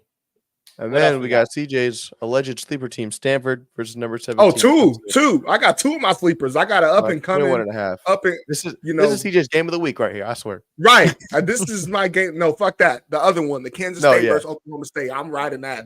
The game of the week. Over. Fuck it. Over Georgia, Bama. Fuck it. That is a ridiculous take. It's the storylines, Rafa. Fuck. I like right here Clemson. I like Clemson and Stanford over 57.5. Give me the over. Clemson, last two games, they've looked good and they put up a ton of points. Stanford hasn't looked bad at all. They've been able to move the ball against some teams and put up some points. I like Clemson. Give me Clemson. We're going to blue chip over 57.5, Stanford and Clemson. All right. You know what? I want to put my second skin tone pick in for today. I'm going to take Stanford Cardinal covering the 21.5 versus Clemson. I'd like this to be a close game. Clay Klubnik's bitch ass has looked pretty decent. I'm not even gonna lie. He's looked pretty decent. Not throwing, by the way. I'm put that out there. Not throwing on with his legs. He's looked pretty good. But I think the Stanford team was a lot tougher and has been a lot better than I think a lot of people have thought. They have been. First You're year right. in that ACC. Them and Cal. If we went, I don't think lost to Florida State, but them and Cal. A lot of people thought that they were going to be bottom of the ACC, and they have been a lot better. Than I like Cal. I like Cal's quarterback. I thought that he's done well. Yeah. So What Clemson. was your other pick? His other skin tone pick was who was it? CJ. It was Kansas State. It was the Wisconsin spread. Wisconsin first half. Wisconsin first half spread. First half plus 7.5. So make sure you clip that and make sure you put a skin tone pick on it. Put a skin tone quarter on it, baby. What else we got on tap in this I'm gonna say college skin football? tone pick, and then P Diddy's gonna come out of nowhere. Jesus. Too good. No. Too good. I'm winning. Then we got number 19 Illinois versus number 9 Penn State. Minus How good? 13 over How under good? 47 How and a good half. can this game be? How good can this game be? Tell me. Can it be good? Yeah. Yes. Penn It could be State. very good. Penn State at home. Illinois impressive. Sitting there at number 8, at number 19. Penn State at number 9. I just think 18 points is a lot of points for Penn State. Yeah. Penn State covered last week with 49. Really? Against Kent State, right? It was 49-0. Oh, we got to see Penn State, see what they do this week. This is their first. Oh no, it was 56-0. My bad. This is their first tough game, right? Against Yes. the This is regular opponent. Yeah, Yes, yeah. Correct. So at home, Penn State minus 18. They're still ranked in the top 10. I think they're one of the 10 best teams in the country. Offense usually with Penn State doesn't flow very well. This year, they're scoring a lot more points than we've been accustomed to seeing in the last couple of years. So, but this game, I think Penn State wins. I don't know if they cover. I think it's going to be a good game to watch. And is this at night there in Happy Valley? Is this a whiteout game? Because it's pretty down on your list. So this might be one of those 4:30. Yeah, it's a 7:30 start for them. So it's probably going to be a whiteout game there in Happy Valley. Crowd's going to be wild. Oh yeah, watch out with Penn State. Keep an eye on Penn State first half. By the way, line should be right around 10. By the way, Stadium So- pulse will be going crazy. Oh, it's going to be Mhm. insane. Penn State should win this game. Go Minus 9.5 first half. Minus what? 9.5 in the first half. 9.5. I'm going to blue chip Penn State first half against Illinois. Penn State first half minus 9.5. I thought it was 10. It's 9.5. It's even better. Let's take the Nittany Lions at home first half minus 9.5 for a blue chip. Hopefully, we're undefeated by the time we get to that point, or at least we still got a little bit of money left. Ain't a party like a Diddy party. Ain't no party like a Diddy party. I'm good, brother. All right, and then we got game of the week, number 2 Georgia -2 at number 4 Alabama over under 48.5. Oh man, I want to hear your takes on this game. Both teams coming off a bye week. What are your takes here? By the way, Georgia's what 1-15 or 1-9 against Bama in the last 10 or whatever it is. Something like crazy like that. It's a crazy stat. You got anything on this game?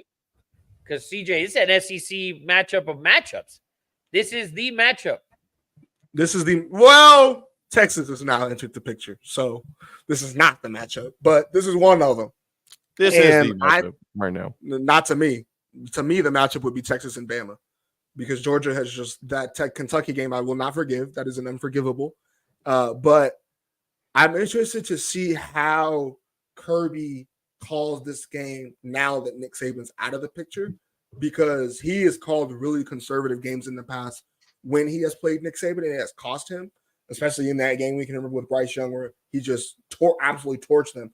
But I'm interested to see, how Georgia kind of comes out and wants to handle this game. I think they should come out and dominate. I think that truly, if you look at a roster standpoint, I think that they're better. But, with that Kentucky game, we can see that Alabama can get in there and probably, do something with Milroe, light some sparks and, score a lot of points. But I think that Georgia does come out, and I think they do cover the 2. I think they win by probably a touchdown. And I think they get over that kind of Alabama curse that they're used to.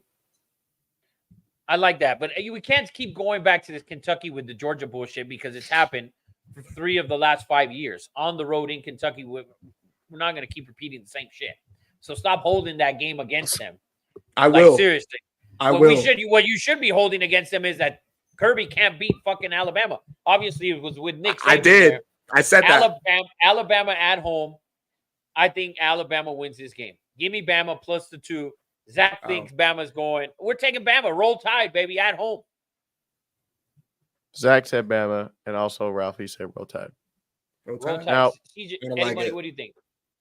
Bama is 8-2 in the last 10 against this team, but I have a really good stat which backs up Georgia here. Since 1990, when a top 5 team is a home underdog, they are 18-53 straight up and 28-42-1 against the spread. Wow.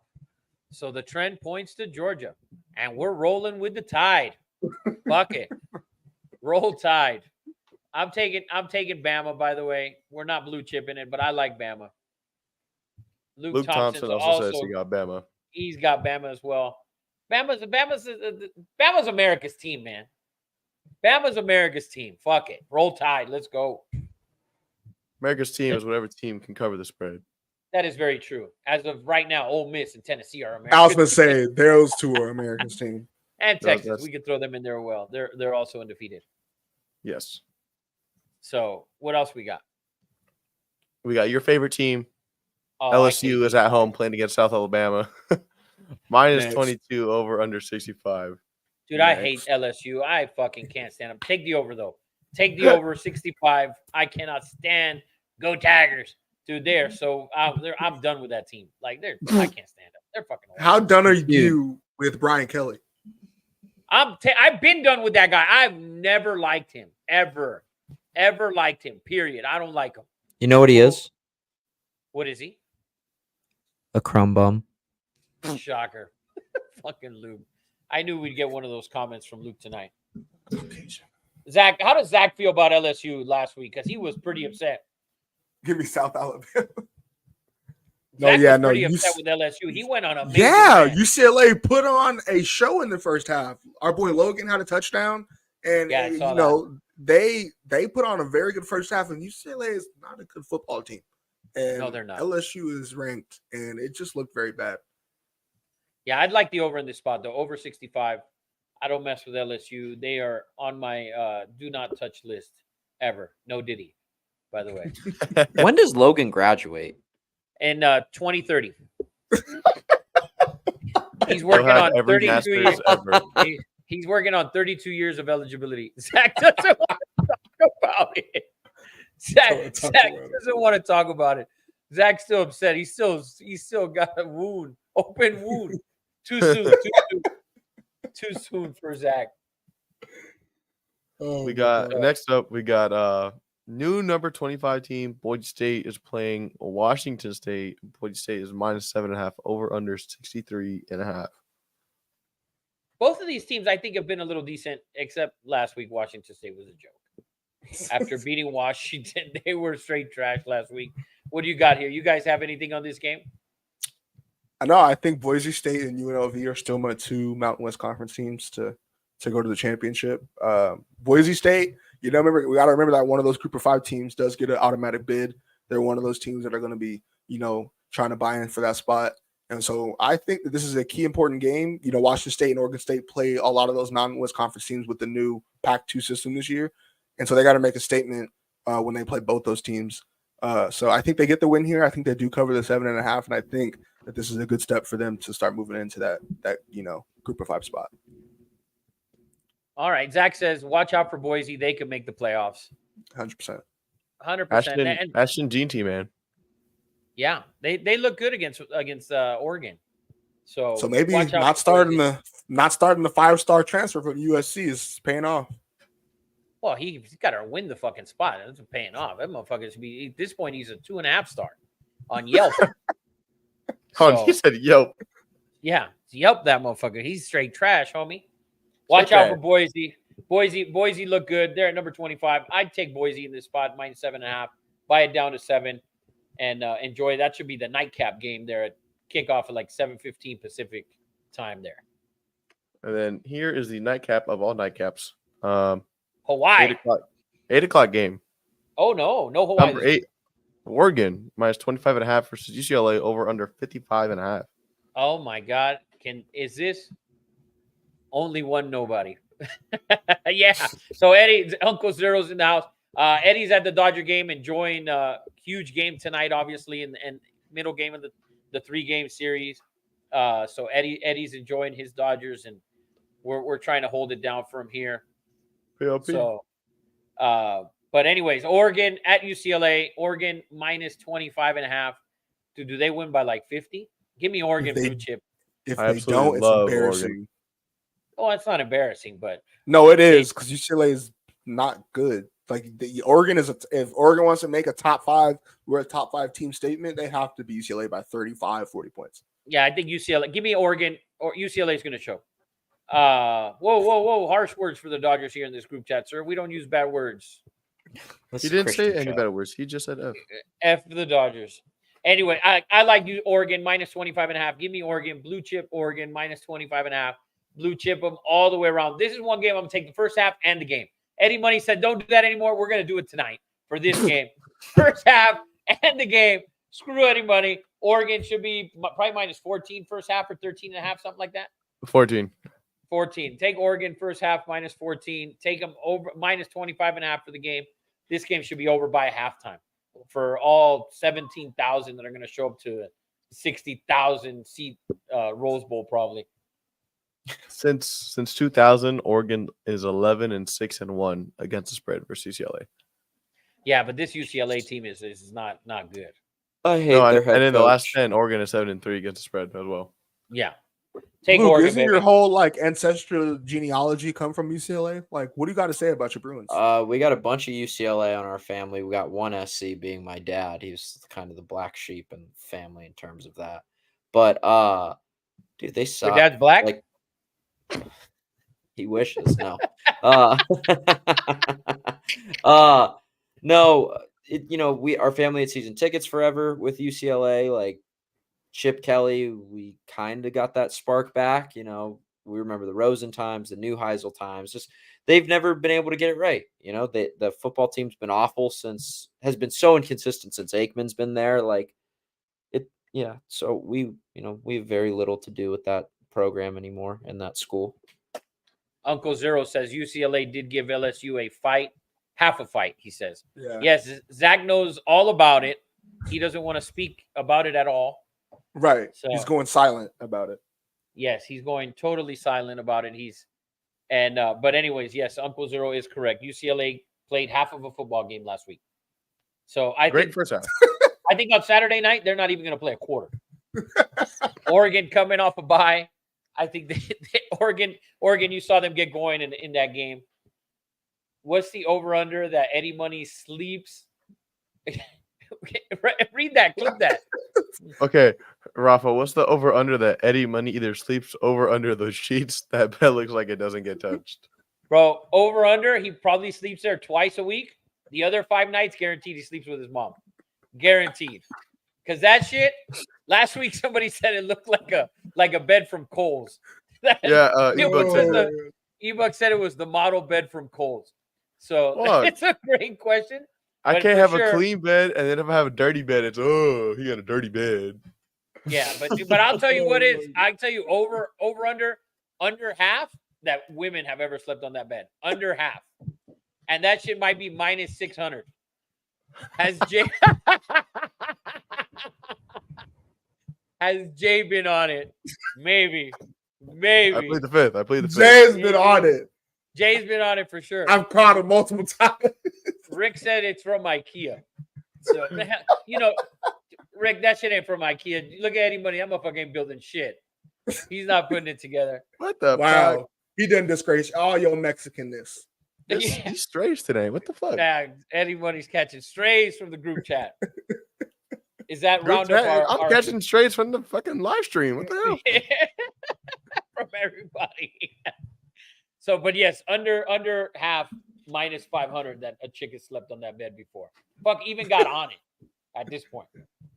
But anyway, so what else we got? Are we done with college?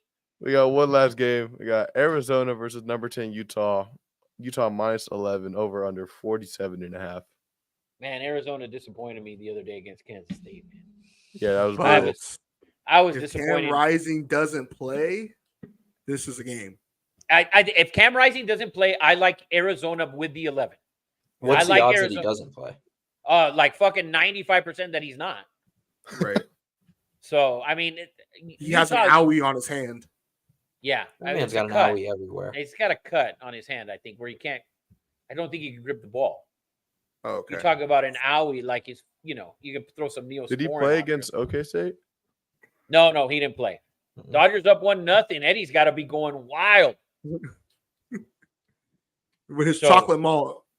Oh, 100%. If you don't go to Dodger Stadium and get a chocolate malt or a Kula-Koo, yeah, you got to, dude, Carnation chocolate malt? What the fuck? Man, you guys ain't been to Dodger Stadium back in the day. I've dude. never been to Dodger Stadium. They don't allow blacks, so I mean, there's that. So, By the way, Otani scored that run. of course, Otani did. He's a monster. Somehow figured out how to get on base. He's just He's saying always it along supposed to get- blacks. So, anyways, Arizona. I like Arizona. If Rising doesn't play, I like Arizona. I think. That defense for Utah is a tough defense, man. And Arizona's defense is just really, really, really bad. It's bad. So, if Utah runs the ball on Arizona, I mean, they're going to be in for a long night. So I'd stay away from this game. I'd like to see Arizona. I love McMillan. I think he's a top 10 receiver. I think he's a better receiver than Travis Hunter. And somebody told me this weekend that I was crazy. But I think McMillan is a better receiver than Travis Hunter. My opinion only. My opinion only. You have to Hey. no, that's you have to elaborate. That's a number one pick. You gotta why? What do you mean, why? Travis Hunter's soft. In my eyes, I think he's a soft player. I think I don't see him. I don't see T-Mac to me. When I watch McMillan, I think he's a possession receiver. I think he can get down the field. He's a hell of a route runner. I don't see that in Travis Hunter. I think he's a what's the kid who killed somebody? Is it Henry Ruggs? I think Travis Hunter is more a Henry Ruggs. That's what I think. That's my opinion. He is not That's that my damn opinion. fast. Well, I'm just saying that type of player. Like, maybe you can catch the ball. I'm not a Travis Hunter fan. That's just my Colorado bias, my Colorado hate maybe. But I think McMillan is better receiver pure receiver, I think McMillan is a better pure receiver than he is. You think Just- he is Henry Ruggs? No, I'm just throwing it. I don't want to hear his stats because his stats are 4 wins on a team against garbage ass teams that he's played against. Tell me what he did against Utah last year. What did he do? That's last year, Rob. What did he do? What did he do? What did he do? Tell me. And he can't play defense. That Stanford showed you that shit last year. That man cannot play defense. So him thinking he can play 2 ways and then asking Dion, what you think? Dion, you stupid. If you think that man can play corner in the NFL, you are out of your mind. He couldn't guard a receiver from Stanford. He doesn't miss any snaps. Phenomenal. He's no doubt about it. Oh, He's a yeah. talent. I think that's taxing, like to at the D1 level, which is now so elite, to be playing almost every snap of every game is not good for his longevity at all. Like that is he's going to feel that 5, 6, 7 years down the road, and it's not going to be pretty. His body's going to pay for that. Yeah, he's not going to play 2 ways in the NFL. There's no way. He's not that good of a corner. You saw him get cooked against Stanford last year. And we just throwing that shit away. Like, oh, you didn't get cooked. You got fucking cooked, roasted. They fucking opened you up and just cooked your ass. They butterflied your ass right on the grill. Stanford, my boy. Stanford. He had 8 for 107 and a touchdown against Utah last year. All right. Wonderful. I wanted to hear the numbers. For me, T-Mac is a better pure receiver than him. That's my opinion only. That's my opinion. I think when I see McMillan, I think he's a top 10 player in the league, a top 10 receiver in the draft, a top 10 player in the draft. That's what I think about McMillan. Eddie Money, you know you want to say something. Go ahead and say it. Just say it. I just say trash, man. What the fuck? I just don't think he's as good as McMillan. I don't think he's as good as McMillan. Weren't you just shitting on McMillan or like the other week for having 2 catches? I still said against NAU. 10.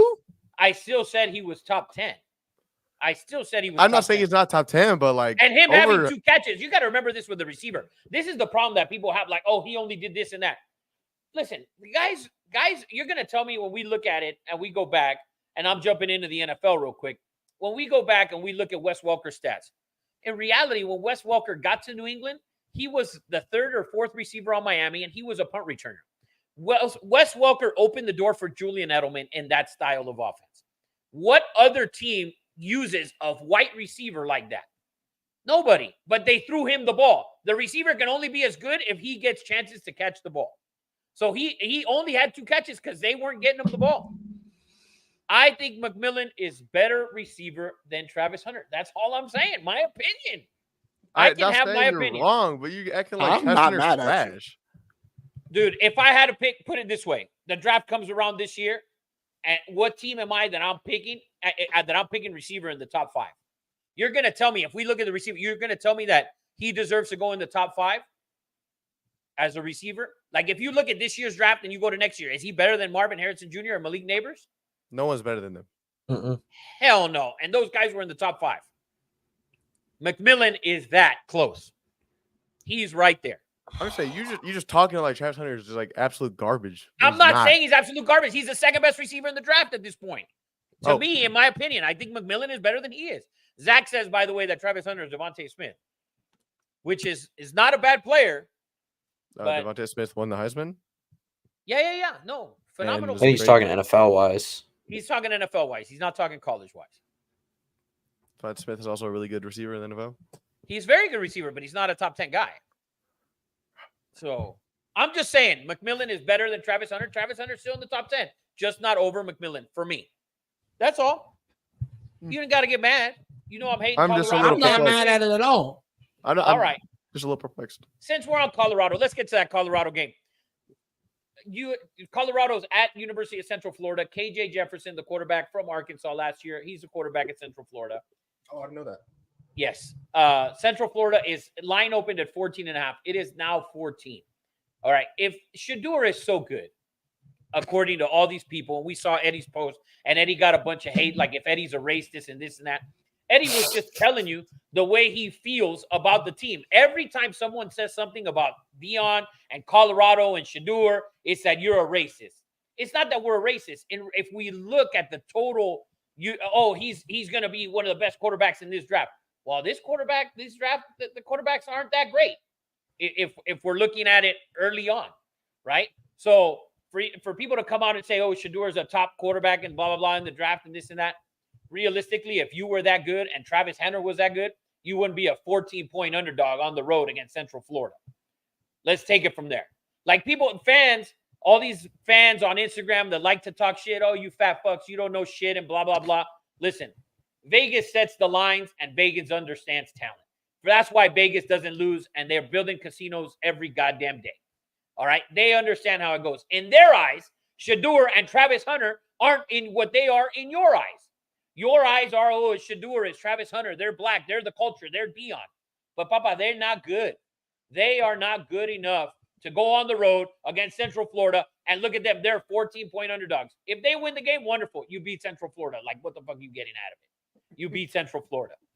Central Florida, KJ Jefferson, they're going to run all over Colorado, but I do like Colorado plus 14. His fucking I just think both teams are bad. I just think both teams are bad. But listen, I will tell you. He literally like this. He was like, yep. And then pull that shit right. Pull that shit right. You gotta be quicker than that. I think he is racist. No, the huge game. By the way, it was a hell of a finish there. Great throw by Shador. Was it a great throw by Shador?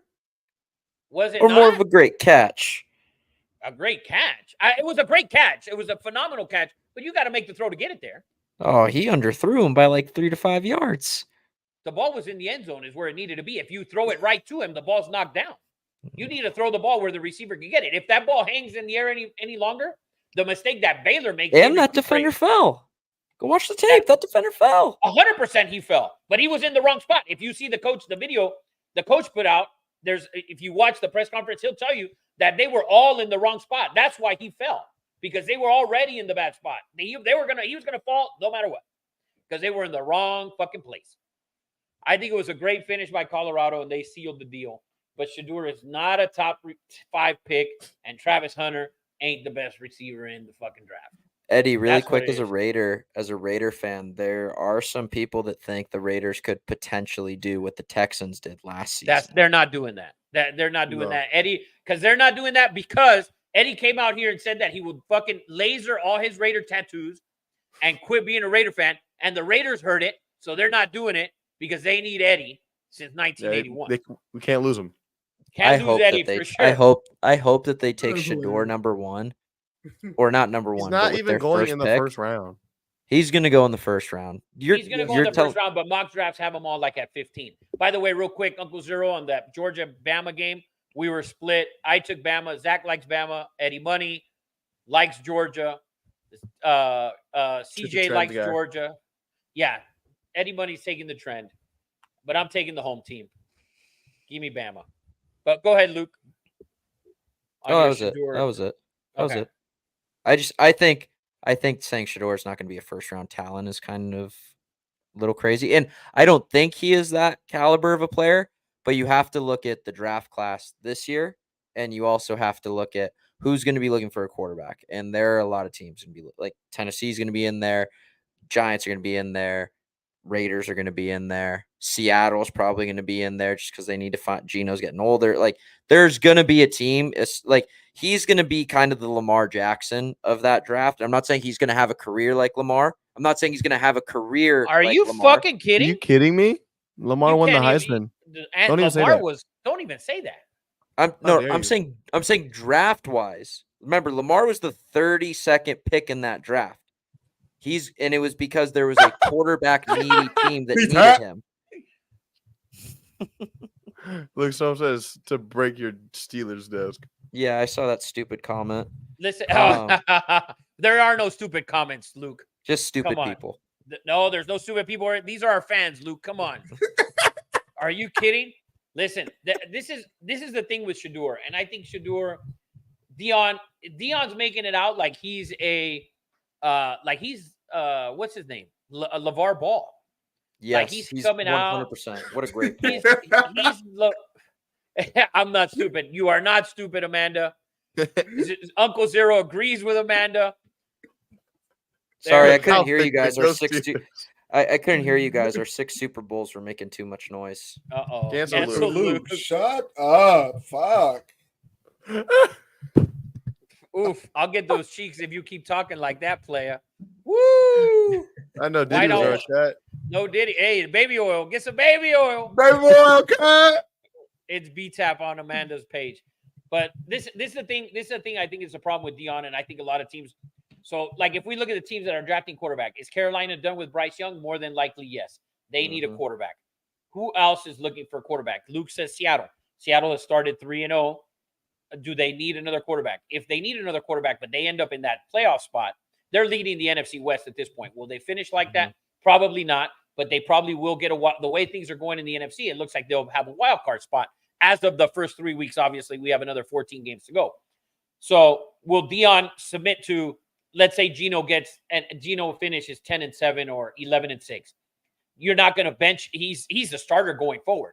So no, 100%, 100%. So is Dion going to allow Seattle to draft him, right? Does Seattle want that pressure of, we're looking for a guy for next year?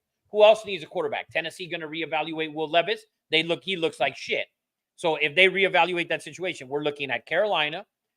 Does Jacksonville, do they move on from Trevor Lawrence? They've had a horrible start, but they just paid him, so they can't move on, right? Indianapolis, they're not going to move on from their quarterback. So what are we looking as far as quarterback where Shedeur can go? Dion, the Giants could, because Dion's already come out and said, well, I want my kid to blah, blah, blah, blah, blah. Well, it ain't happening in Washington. It's not happening in Baltimore.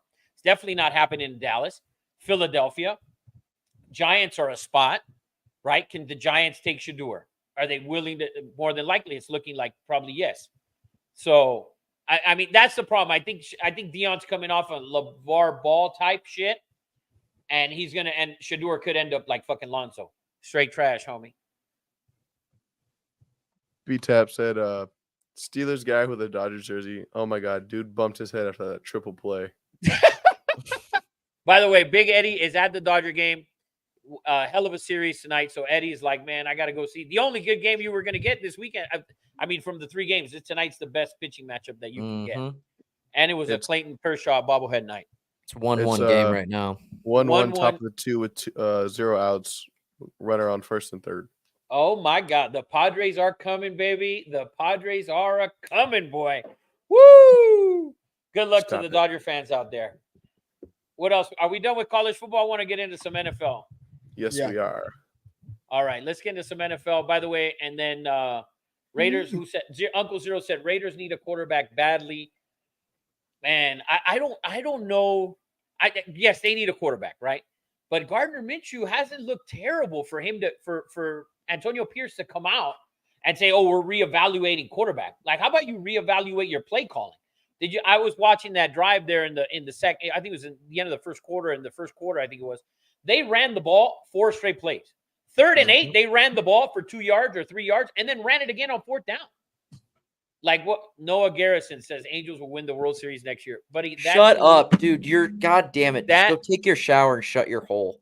That team is the Angels will not win a World Series in your lifetime, buddy. And I think you're pretty young. That's my brother, by the way. So it sounds young. Yeah, Eddie Money, wake up, man. Just got to work. But he's not my dad. That's not his dad. Oh, man. Tell him, Luke. Not in my lifetime. Oh, Zach asked for our parlay picks. All right, so let's do a college football parlay. I will go last. Let Luke go first. The Steeler homer. What do you got? I'm taking Texas money line. What the fuck? We can't. That's not allowed. Texas. The line's 38.5. So give us another pick. All right, give me the over. Give me the over in the Texas game. Over in the Texas game. What is it? What is happening? 62.5. Oh my God! Look at CJ, who doesn't gamble, is laughing his ass off. This motherfucker said Texas money line. Texas. It was Luke's pick, and as soon as he said it, both Eddie Money and Rafa had the most egregious reaction. Like, how dare you? Please clip that shit so we see the whole fucking thing. All right, so Texas over. What is it, Eddie Money? 62.5. Oh God, so Texas funny. over 62.5. Caution, buyer beware. Eddie Money, you got a pick? Give me a pick, Eddie Money. I'm gonna go Ohio State minus 24. I like that. Don't do parlays. What do you got, TJ? I'm gonna feel like I've never done this, but I'm gonna take Wisconsin first half spread. Can't. All right. Whatever that is. You can't do that because we got to do a whole game parlay. Oh, okay. Well, I'm gonna just take Wisconsin spread then. Their entire. All right, Wisconsin plus 16. And I am going to take I'm going to take the over on Colorado and Central Florida, which should be 63, right, Eddie Money? B-Tat said add his to it. And Zach said Sooners -2. All right, so we're gonna do a big group one now. Community all right? parlay. Zach, community parlay. Zach's got the Sooners -2. And And B-Tap, who do you have? B-Tap, give me a real B-Tap, you taking Georgia over Bama? That's what you're doing? That's for the spread, I guess. All right, so here we Yeah, go. I'm on We're my gonna break line. it down. Is it 63, Eddie Money? The over under? It's Florida? 65. Oh, is he out? He might be out. He'll be back in a couple seconds. But yeah, Colorado and UCF over is 65. He's back. B-Tap wants Georgia over Bama. Let me find it. All right, here we go. You ready? What did Zach want? I'm going to read it for you. You ready? Oh, okay. Yeah. All right, so this is our community parlay. We got Texas over 62.5, Ohio State -24, Wisconsin plus 16, Oklahoma -2, Georgia -2, and UCF and Colorado over 65 is your 6-team community parlay, round robin shit. Or That just put is 5. Plus 4,400. So 100 wins you 4,400. $10 wins you 440. Do it for 5. There's a lot of fucking teams. But make sure you put it. By the way, go ahead, Eddie Money. This is our first community parlay, by the way. Yes. So if you want to send Eddie Money some pictures of yourselves, we'll put you guys on the screen there. Not like that. We'll not like that. Not like that. No. Yeah. Eddie Money already returned his baby oil. So yeah. Johnson & Johnson asked for his baby oil back. So that's our community parlay. Round robin the shit if you can, because it is wild. Please. Luke tried to take Texas money line. Jesus Christ. It's going to hit. It's going to hit. Well, of course, Texas money line's going to hit. Jesus Christ. Fucking 40. Way to go. I wish you guys could have seen your fucking faces. They were. It was a great reaction. Seeing Yes. Eddie and Rafa's faces like light up was How dare you? so funny. Yeah, I'm going to take Unbelievable. the 40-point favorite. All right, guys. So that's, by the way, just a heads up for all the guys in the group chat, all the guys and here in the comment section, guys watching live. Starting next Tuesday, we're going to do a college football show on Tuesday night, and we're going to put out more information this week on it. It'll be every Tuesday night. We're going to cover college football only from here on out until the final game of the playoff, the title game. And we're going to get you picks. We'll go through the rankings. Fresh Tuesday night, right after the rankings come out. But starting this Tuesday, we are going to go live. We'll be live. We don't know the time yet, but stay tuned. We'll keep you guys posted if you guys tune in. It'll be Eddie, CJ, Zach, and myself just talking college football, pure college football. And then on Wednesday, you still have your normal two nobodies. We're going to start MLB playoffs, NFL, and all that as well. So stay tuned for that information coming. But let's get into some NFL. A week of upsets again. Back-to-back weeks. The NFL's been insane. Let's kind of recap last week. And I have something on last week that kind of stood out to me. So if we look at the teams, so here we look at, let's say, Tampa Bay. Tampa Bay the week before, 7.5-point underdogs. They go into Detroit. They win that game outright. There were 7.5-point dogs. Going into this week, they're 6.5-point favorites at home against a Denver team that has looked atrocious. And they go out there and they lay an egg and they lose that game at home. So there's 3 teams that fell into that category this week, which was shocking to me. We had the Browns go on the road the week before against Jacksonville, 3.5-point favorites on the road. They win that game outright in Jacksonville. Come home, 6.5-point favorites to the Giants. They lose that game as well. Lose that game outright there. And then the last team is the Raiders. They go into Baltimore, where they were 1-8 in the last 9 straight up. They go in there 9.5-point underdogs. They win that game outright. They open the line up against Carolina at home at 7. line goes down to game 5 before game time, they lose the game outright. And Eddie said last week, and he was very adamant, he thought the team was not going to be prepared for the Red Rifle. They were not prepared for the Red Rifle at all. Nope. So, but those 3 teams all going on the road the week before, big underdogs win, come home, the biggest lines of the weekend basically, and they lose at home outright.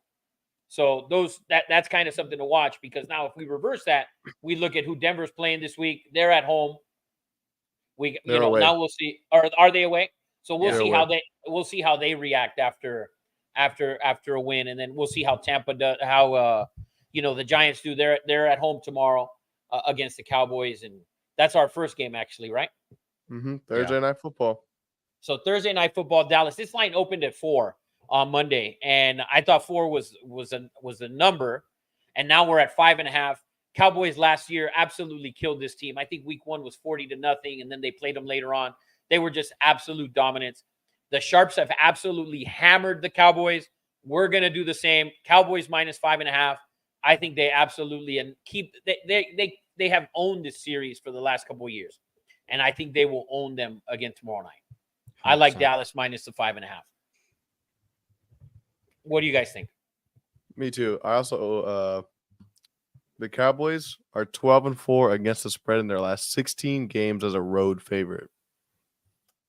Yeah, and we saw what they're 1-0 on the road so far, 0-2 at home. They went out on the road at Cleveland and just absolutely dominated that game. They've dominated this Giants team. I'm blue chipping the Cowboys tomorrow -5.5. I think they win that game easily, and they need it. 2 home losses. They've looked really bad. They've looked really bad. In the last 10, they're 9-1 straight up and 7-3 against the spread. Against the Giants, right? Yeah. Yeah, and last year they just put up a show. I think they might have put up almost 80 in the 2 games. Yes, the first game was 40-0, and the second game was 49-17. Yeah, they put up 89 points against that team, 89-17 the last 2 games. So, I mean, that's a game to watch. I think Dallas is absolutely going to hammer them. The big over-under for a Thursday night. We know these short week games, the unders have done well. Last week we had an under, and the week both Amazon games have gone under so far. So that one, be careful. But Dallas for sure -5.5. That's your NFL blue chip to start the week. We're definitely going with Dallas -5.5. Like it. I like and it a lot. Roll into the Sunday games. We got another divisional matchup. Saints -2.5 versus the Falcons. Over under 42.5. Falcons at home. That Chiefs game was a tough loss. I mean, a lot of people complaining about the PI there, and it was a PI. There's no doubt about it. It was a pass interference. It wasn't called. You could have kicked the field goal. There was plenty of time to get the ball back, and who knows if they would have gotten the ball back. But they more than likely did, because they did get it back. So I mean, and then they got some penalties on their last drive that people thought, they're kind of refs are even out the playing field here, whatever. Saints favored on the road, though, in a division game. I don't like this game either which way. I think Atlanta can maybe pull it off. Over under 42.5. That's something to keep an eye out for. I think both teams are going to try and run the ball. Keep an eye on the under. Yeah, I'd say in this game, the Saints have gone under in 18 of the last 24 divisional matchups. Yeah, so you got an 18-6 in their last 24 divisional games. So I mean that's something to keep an eye out for. I also feel like the Eagles might have shown a blueprint of how to stop that offense. They couldn't do anything against them. Yeah, they didn't do anything. That game was 3-0 for the longest. Granted, though, the Saints did lose 3 starting offensive linemen that game. Yeah, so you got to be careful. If they're not playing here and you got three new guys on that line. It sounds like the center's going to be out and the right guard is going to be out. So they'll get Ramczyk back, but they're going to be -2 offensive linemen. Yeah, if they're missing 2 offensive line, I'd lean towards the Falcons here at 2.5, and they're at home. So keep an eye on this game, but see if you can get maybe the Falcons to 3. These tight divisional games, I think you're always better off getting that home team with the 3 points. Yep. And next up, we got Luke's team, Steelers -1.5 versus the Colts. Man. The Steelers are 3-0. You know what?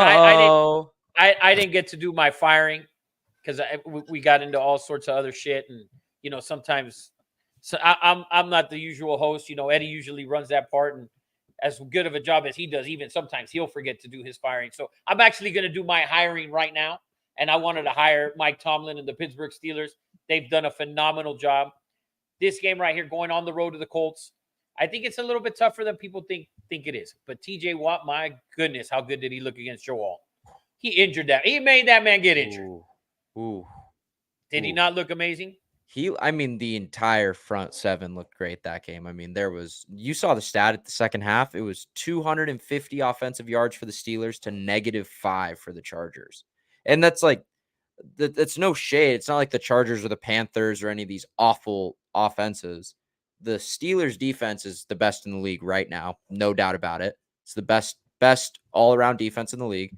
You have probably the best pass rusher right now in the league. Cam Hayward is playing like prime Cam Hayward again. Herbig looks great coming off the edge, which he'll be getting the start this week because Highsmith is out. The offense is doing exactly what they need to do, just dominating time of possession. My bet with Eddie looks fantastic right now. I love that he was trying to get this. I love that bet. Real quick, I like to bring up all the comments, by the way. So Uncle Zero, I know we're talking NFL, but it's hockey preseason. The Kings are beating the Vegas Knights 2-0. I hope Uncle Zero stays along just for the end, because I have a debate with Luke here. Luke says Sidney Crosby is the best player to ever play this game. We're going to talk about that. That's not what I said. What did you say? What did you say? That's not what I said. Okay, he said he's our debate was is the second best player of all time behind the GOAT, obviously, Wayne Gretzky. All right, we'll get into that afterwards. Yeah. Hopefully Uncle Zero's on because he is a hockey coach. His son does play hockey. So we'll get into that later on. But anyways, Pittsburgh at Indy, -1.5. I still like the Steelers, man. What's the over-under? It's 40. 40. I'll smash the under on that game. Okay, Luke says smash the under. I love what the Steelers are doing. I think Justin Fields has looked perfect for what they need. Run the ball, play defense. Mike Tomlin is a coach of the year, but so far he's coach of the year. Him or Matt LaFleur are coach of the year now. He's done a good job. I like the Steelers 1.5. I'm gonna keep riding the Steelers. Steelers 3-0 against the spread. Give me the Steelers. Blue chip. The Steelers -1.5 at Indy. Really quick before we move to the next game, I just want to get your guys' opinion on this. So obviously Miami looks awful. Steelers are moving away from Russell Wilson. Thank God. But there are a lot of people that think Russell Wilson is going to be in play for Miami. What do you guys think about that? Well, No. I'll tell you. I'll tell you. Do you think it's a good fit? I don't think Russell Wilson has a good fit anywhere. Yeah, I'm sorry. Zero Cool is not Uncle Zero. That's somebody else. Oh. All right, sorry about that, Zero Cool. I thought that was Uncle Zero. Damn, I just went with it. Oh shit! All right. Oh shit! Okay. So wrong Zero. But we appreciate you. All right. Uncle So Zero this- is Tiki Hockey Club. Oh, okay. All right. So real quick, I had a crazy take over the weekend before the Rams game ended, before it actually even started. I thought that if the Rams started 0-3, that Miami should offer everything to the Rams for Stafford. That was just a crazy throwing shit out there. Because Miami has too good of a roster for them to be fucking 1-2. And Yeah, for them to not have a quarterback. And in reality, if Tua can come back, how much does he want to come back, number one? And number two, should he come back? Well, he Why said he wants should to come back. He's talked wants through his to- you agency. wanna He play wants to. You want to play the game. But should he come back or should he take a year off or the rest of the season off? They need to make a move. Tua? Yeah, Tua should. Should be done. Well, yeah, everyone should. You can tell that to an athlete. CJ, you know that. You can tell him to be done. But is he going to be done? Probably not. But this is not. I understand what you're saying, but this is in terms of now life and death. Like the next step after I agree with you. is death. It's not like, oh, I'm gonna get a concussion and I'm gonna take a year off and I'm gonna be like an ACL injury type thing. No, this is your brain, bro. Like the next thing happens is you get knocked down and you die. Like there's no after. I agree with you. So, but with your question, I think Miami should go out and get a quarterback. If it's Russell Wilson, it's Russell Wilson. But Miami needs to make a move. And by the way, if we look at Russell Wilson's stats from last year, he wasn't terrible. He just Yeah, wasn't. they based it all off of the first year with Nathaniel Hackett. He wasn't awful last season, but he's not Russell Wilson, like where everyone remembers him as. Right. But I think it'd be a good move. Miami needs to do something. It's early in the year. You're 1-2. You need to make a move. You have too much talent on that roster for you to not even make the playoffs. And the way you're going with the quarterbacks you have in that lineup, I mean, you're probably not even going to win 5 games. So I mean, well, Miami has Tyler Huntley. He should be starting this week. Yeah, that was the report. I think they can succeed with Tyler Huntley at quarterback. I like him, but how long has Huntley. he been there? How long has he been there? He got to get the signed job done? off season. This is his second week with the team. We'll see how he does this week. That Russell Wilson, I think that's a great take. I think that should be I think it should be on the table. I think they should go get Jameis, quite honestly. That's another guy. You need to go out and get somebody that can play the quarterback position, make plays, and make it happen. And that has an arm, because you have guys that are going to run that field up and down the field. You got to be able to air it out. Jameis might be an upgrade with the deep ball compared to Tua.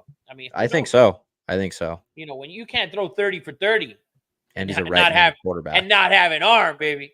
Oh my So, gosh. but yeah, good question.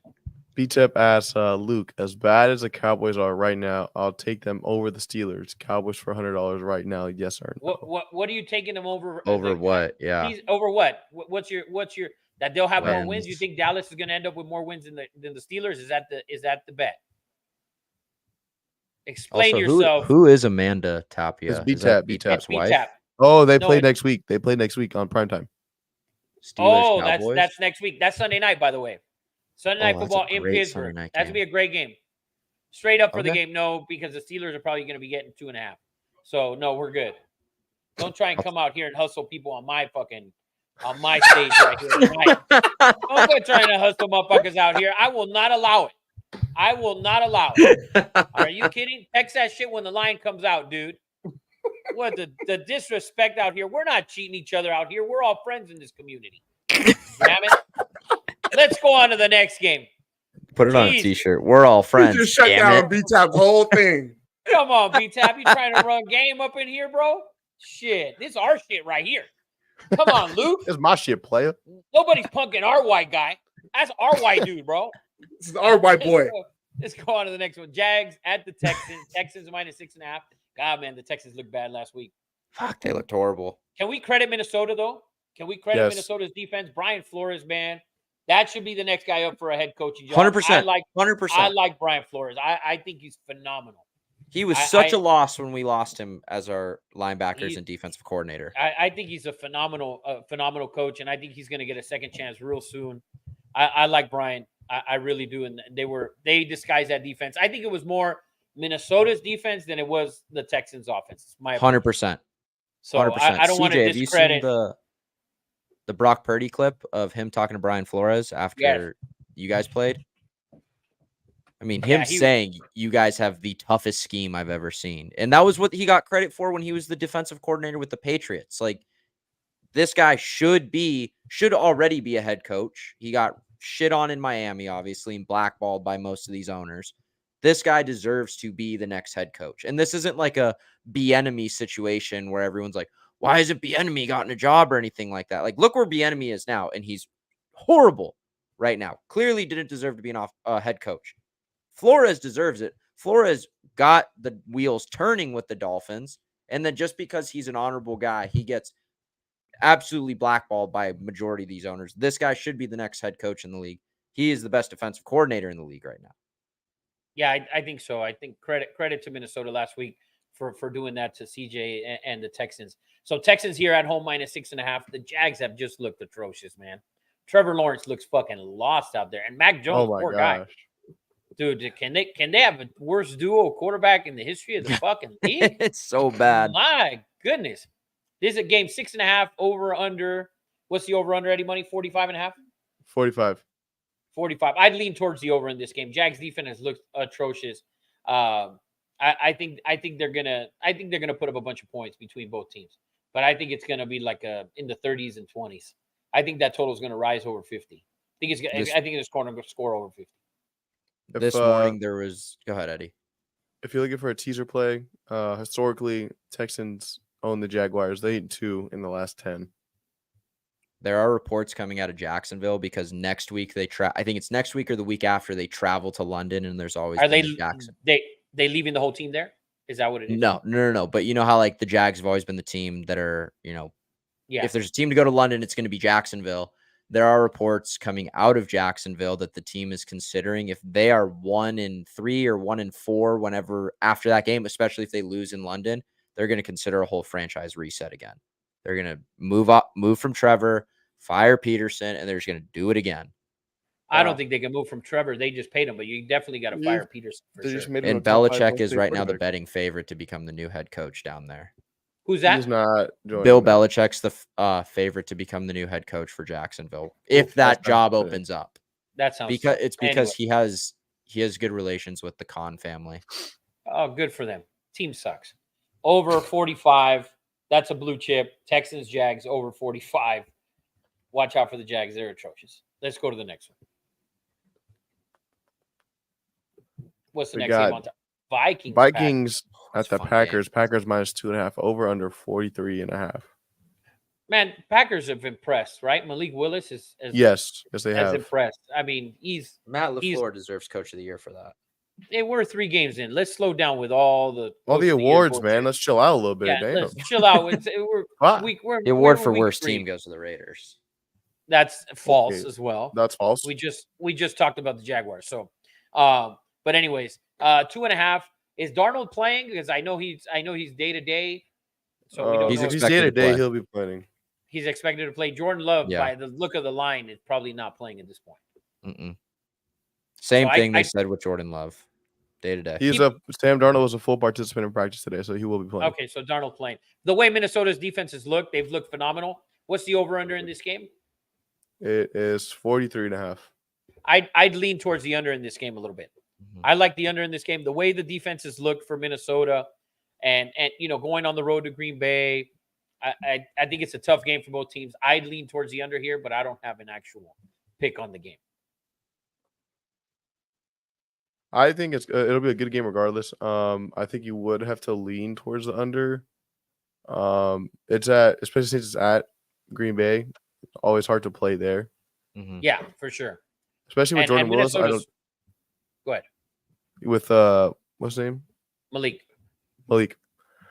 he shouldn't be putting up numbers like that, especially against Viking defense, who right now has probably the best scheme to cover formations. So no doubt about it. So take the under. Let's blue chip the under, Eddie. Money fucking under 43.5. Packers and the Vikings. It should be a defensive battle there, and keep an eye out. Keep an eye out to see if Jordan Love's playing. If Jordan Love's playing, it might open up the game a little bit. But still, with Minnesota's scheme, I think they've looked phenomenal the first 3 weeks. So, what else? And they've played good teams, but I mean, Vikings haven't played nobodies.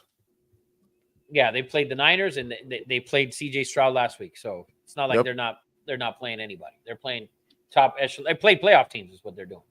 Yeah, and then we got a revenge game for Andy Dalton. Bengals -4 at the Panthers, over under 47. This line started at, I would think it was 5.5. Yeah, I mean, is there anybody more disappointing right now than Joe Burrow? Like, I know he had a game. I know you can say, oh, they didn't punt, they moved the ball, he had 3 touchdowns or whatever. Their play calling looked a lot like the Raiders' play calling at certain points in that game yesterday. Like, you're running the ball, you're down, you're down, 7.5 minutes left. You're running the ball. Like, your best player is Joe Burrow. Your best player is Joe Burrow and Jamar Chase. Those are your 2 best players. Why the fuck are you handing the ball off to Zach Moss? Yeah. Why are you running the ball? You are literally trailing in it. Exactly. Joe Burrow, I like the Bengals in this game. I think they're going to come out. I think they're going to win this game. Carolina, one of those teams that wins a game they shouldn't have won on the road. I think it was that Andy Dalton hype. I think Carolina comes back to reality this week because at the end of the day, the roster still sucks in Carolina. Okay. Yeah. All we changed was quarterback. That's it. I think that's a 1-week deal with them. I like the Bengals -4, blue chip the Bengals -4 in that game on Sunday. I think the Bengals are going to come. They got to come out and put up some numbers. I like the Bengals purely because it seems like the Panthers are a super public play and it doesn't really make sense. Yeah. Everybody's high on that. Everybody's high on Dalton for 1 week. High of life. Oh, yeah. And then after that, we got the Rams at the Bears. Bears -3, over under 41. Dude, how bad is Caleb, man? How bad is Caleb, man? Are you not going to tell me he's hasn't been bad? He looks awful. I was the one who said Jaden Daniels for Rookie of the Year, and I got shamed. I said Jaden Daniels should have been taken number 1 too, and we both got shit on for that. Yeah, Caleb's looked terrible. I have 0 pick in this game. 0 pick. Here. I think the Rams proved something last week too, missing Nakua and Cooper. Yeah. And they still went out there and balled. And I get it. The Niners were missing guys on offense, but they're not missing guys on defense. At least none of the impact players like the Warners and the Wards and the Bosas. And they still went out there and they put on a clinic offensively. Yeah, I'm going to pass on this game. Hard pass for me. No Caleb. If you were looking at this game, Bears are still really good run defense. So I'd lean towards either under, or if you're looking into props, maybe bet on Kyrie Williams under if his line's a little too high. Good stats there. And then we got the Broncos going into the Jets. Jets are favored by 7.5 with an over under 39.5. I love this game. I think it's the best game of the weekend to bet on. Give me the Jets -7.5.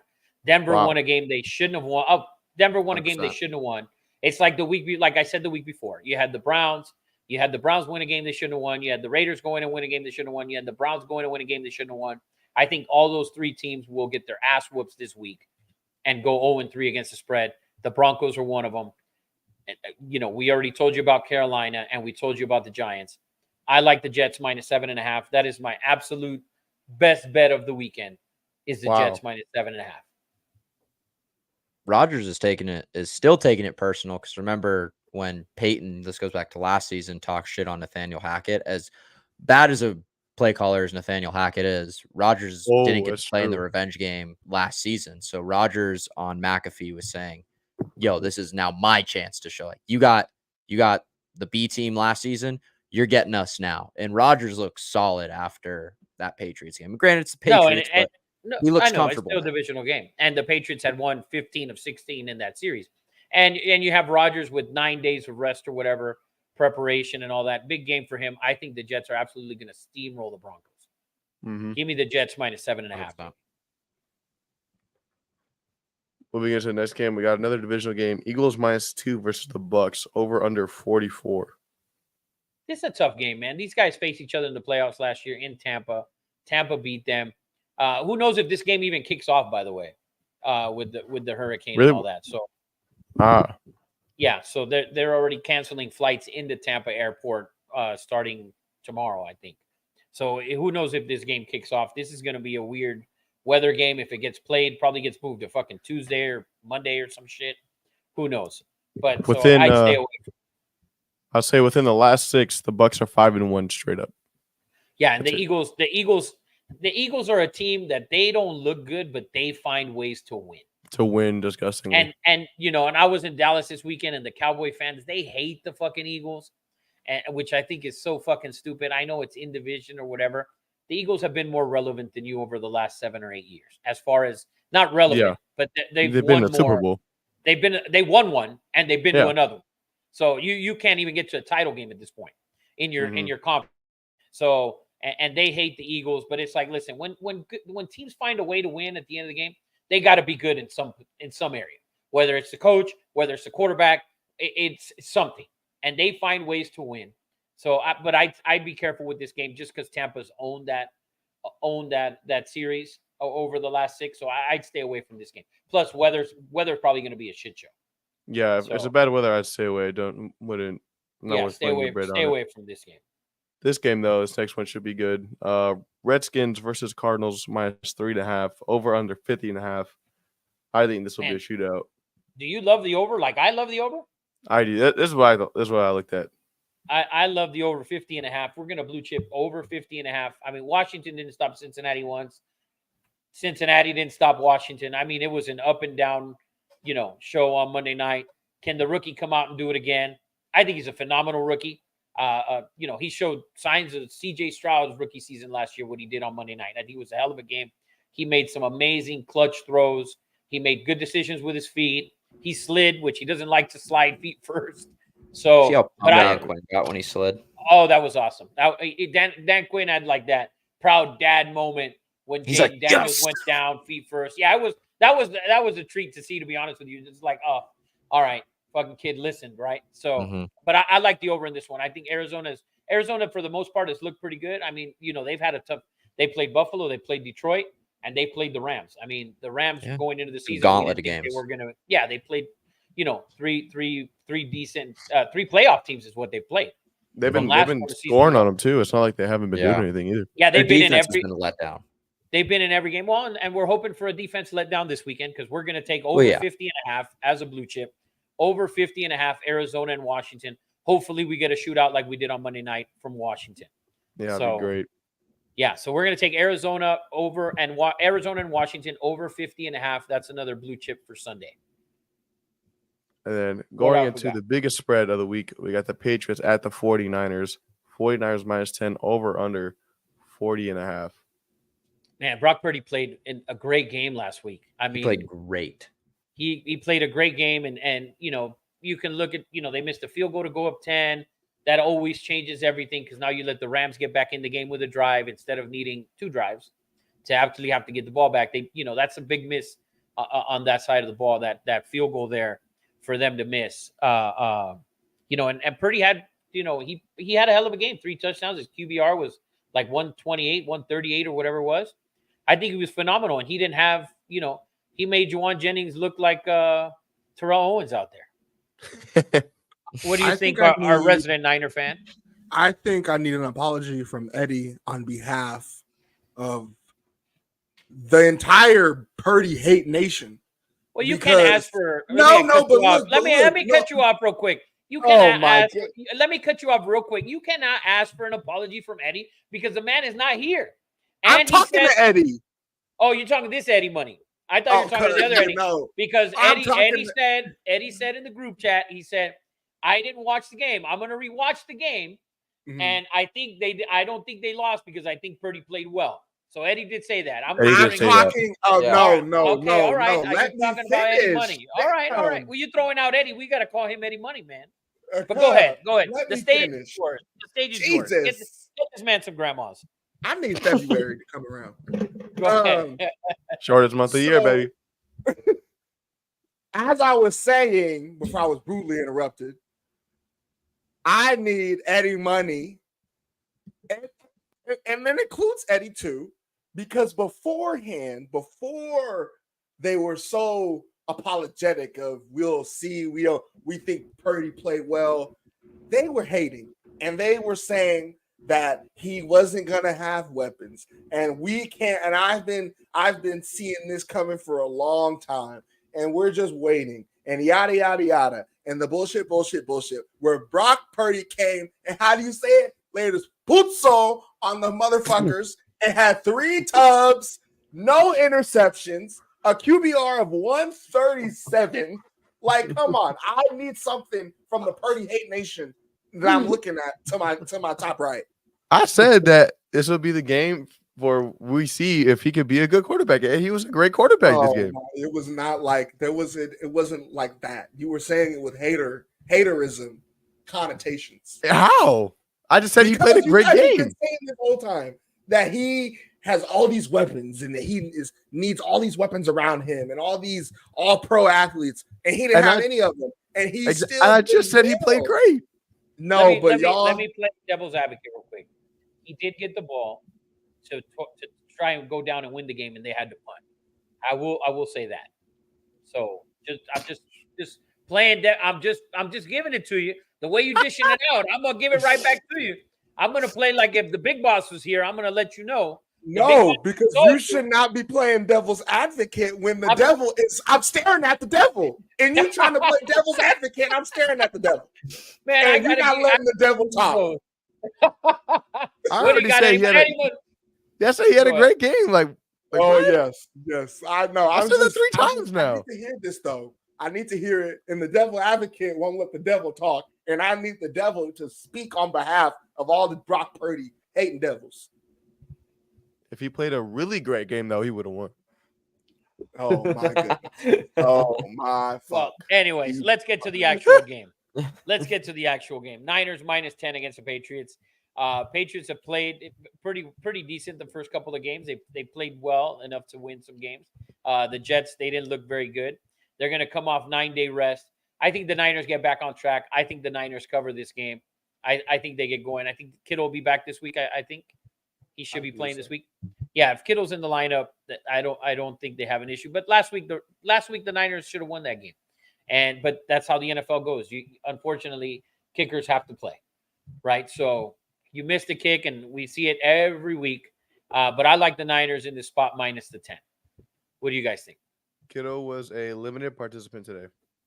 Yeah. Okay, well, at least he showed up. So You're It sounds like Hopefully- Debo won't play this week. yeah, I think he's going to be out until next week or maybe even the week after. Yeah, he was a Yeah. he didn't practice either. Is Brandon Ayuk going to show up to play, or he Man, quit? fuck that guy. Ayuk is still in you guys. freaking training camp mode right now. Bro, 'cause he that didn't guy's. practice I at all. always say it every year with these holdouts. We saw it from Josh Jacobs a couple years ago when he held out with the Raiders. He came back. It didn't look good to begin the season. Brandon Ayuk, it's always the same shit with these guys that hold out. You're only affecting yourself, man. Yeah, you got paid, but now you look like shit. look like garbage. Man, he's had so many bad drops. Oh, It's- week one, that it's drop he disgusting. made on week one in the back of the corner when you're open. Oh, no one's yeah, it's been sick. But I like the Yeah. Patriots in this spot. I mean, I like the Niners minus the 10. So anything else on this game? I like the Niners minus 10 as well. Shocker. oh. Oh, okay. Let's go. I literally in my parlay was Rams plus 7 last week. Come on. All now. right. Yeah, you're right. All right. Respect. Let's Niners get to the minus next one.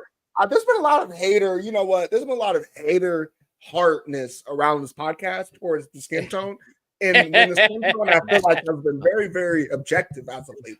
You This let guy him know, covered- CJ. It feels bad when you're the odd man out and everyone starts picking on you. Yeah, it feels bad when you're the black ball. I mean, go ahead. Let's go to the next one. When you're the black cat in the group, Go ahead. Let's go to the next one. got Browns versus the Raiders. Raiders are at home -2, over under 37. God, Deshaun Watson looks awful.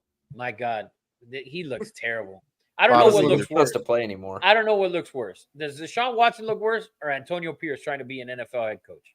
Deshaun What? Watson. What looks worse? I mean, let's calm down. Are we serious? This Because man, Deshaun Watson looks incredibly bad. but, yeah, I mean, actually, I if do we're wanna- looking at it, real quick. Sorry, Luke. If we're looking at it, You're good. the Raiders, the first game against the Chargers, this man it clearly cost them the game.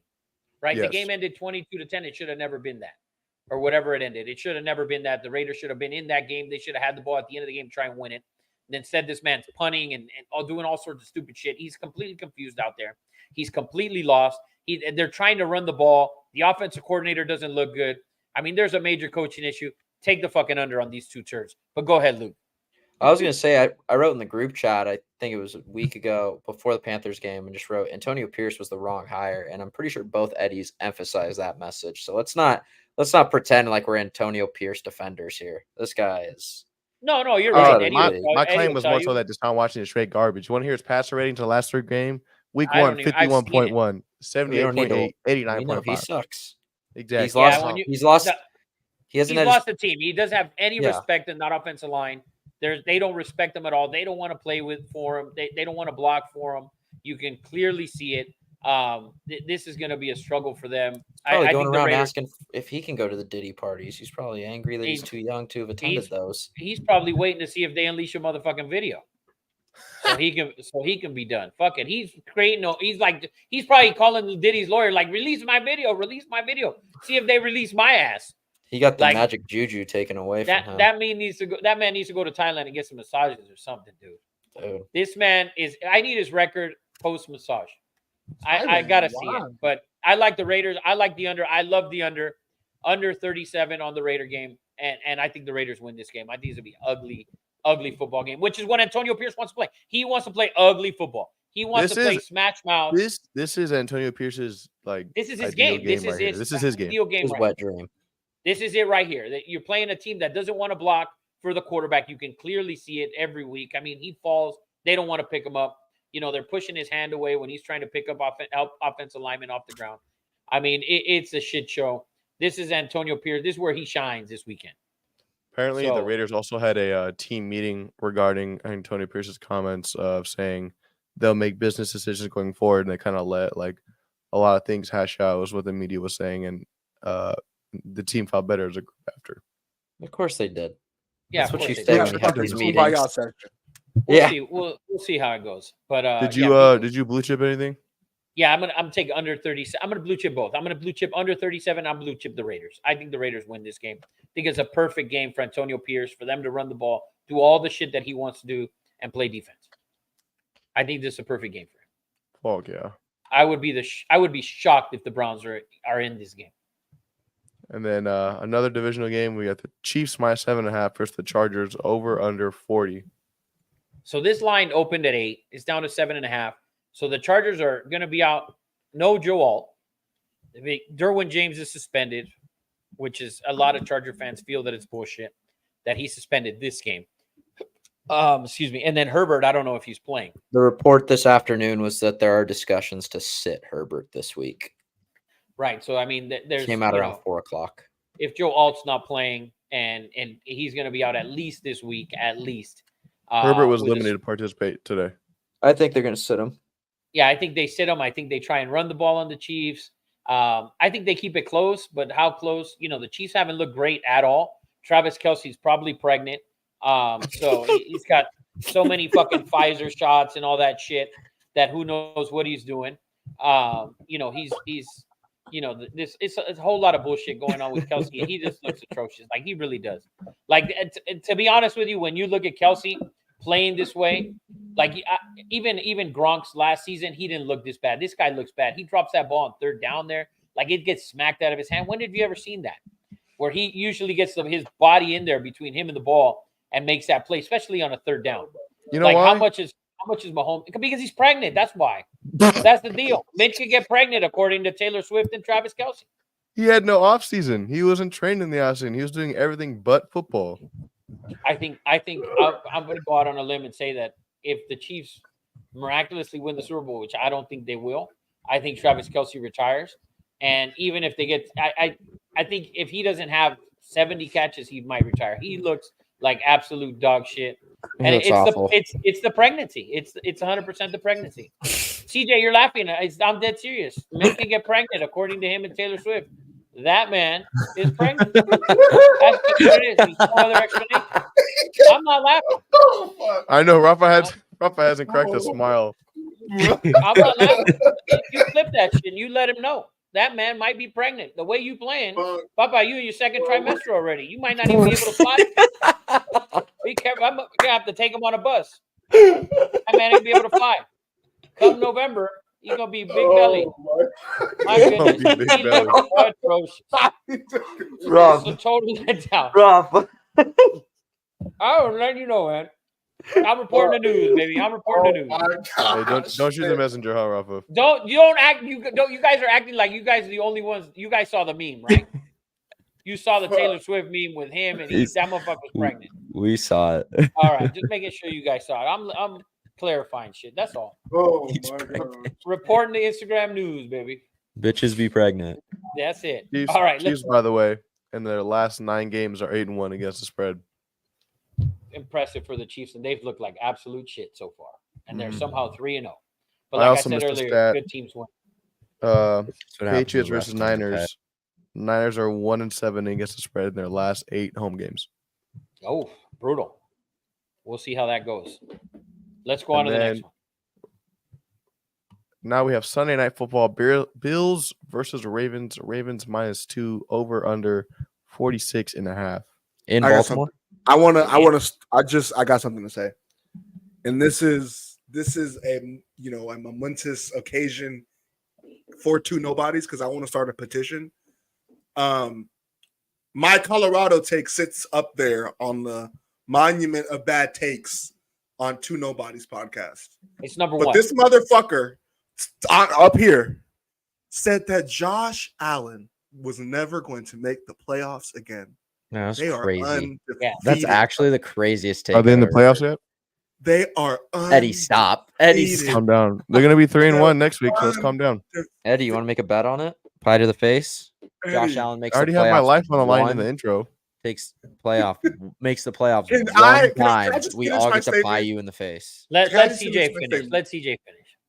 I think that we should, if they make it, they're undefeated right now. I think it should already go up there, but I'm going to give it time. As you said, Eddie, I'm going to give it time. I'm going to let you cook. But if you don't cook, I want to start a petition here and now to put Eddie Money's take up there next to my Colorado take on the monument of bad takes. I put it right under. I put it right under. I'm voting. I'm putting it under. But it's on your monument, so that the four of them go up together. Oh yeah, no. Yeah, you're in the he's in the monument for sure. What are the other two? Thank you. There's only one right now. There's only one. The SEC's trash. Oh my gosh. We know you were referring to college football, bitch. No, bro. When you open it up to all sports. But listen, you can open it up to all sports, but that was not the conversation we were having. So your take is up there with the Colorado bullshit take at Oregon last year. That was an absolute ass whooping. And you sat there and said, oh, they got a chance. I got a chance to what? The game was over the first quarter. So that you have two up there, and now Eddie Money has one. You guys are just chilling up there. Who do you think takes the fourth one? Don't worry. You're coming with some. You're coming with some real soon, Luke. There's a lot of bullshit takes that just kind of go under the radar on this. Well, we got to get them. We'll get them. We'll find the bullshit takes. We'll put them up there. I'm going to start taking notes. All right. This game's going to be a dandy, by the way. So I saw Baltimore in person on Sunday in Dallas. As we predicted, the Ravens would win that game. Lamar is now 21-1 against the NFC. Cowboy fans are absolutely delusional. My God, that has to be the dumbest fan base on this planet. I mean, I sat there and I'm literally watching this game, and I tell this kid in front of me, he might have been 18, 19 years old, and he's cheering. And Fred, my brother, he's a big shit talker. And so, 7-0. And their kicker, who's their only good player on Sunday, at least for the first 3.5 quarters, hits like a 65-yarder. And Fred gets up and he goes, oh, that's how you guys cheer field goals? You guys are going to lose by 30 today. Just talking shit. I mean, the Cowboy fans, when you sit there and talk to them, they are lost. Like, they only watch the Cowboys and that's it. And they couldn't name 10 players on that roster. So they deserve to get their ass whooped by the Ravens every time they play. They should get their ass whooped every week, actually, because their fans are so bad. But the Ravens look good. The Ravens look good until they stop running the ball. And that's the problem I have. Like the game, when you watched the Ravens last week on Sunday, they were up 28-6, and Lamar, I think, had 11 pass attempts at that point. Like, that is who the Ravens have to be. You are not a team where Lamar can sit there and throw the ball 25 to 30 times. That is not who you are. You are an effective team with Derrick Henry running the ball, or whatever running back you're going to use, and Lamar Jackson. That is your identity. Don't veer away from that, because Micah Parsons is one of the best outside linebackers, defensive end, whatever you want to call him, in the league. He's one of the 5 best players on defense we have in this league. And Lamar made him look like a normal player. I mean, he literally made him look like not even a Pro Bowler last week. Lamar, every time he'd get to the side, Lamar would just zoom right past him. I mean, he had his way with him. He's not very good against the run. They need to run the ball. You are not a passing team. That is what cost you the game against the Raiders, where Lamar had 34 pass attempts or more. That was ridiculous. It cost you last year in the playoffs against the Chiefs. You didn't run the ball in a game where it was a super tight game. It's not like you were down 14 or 21.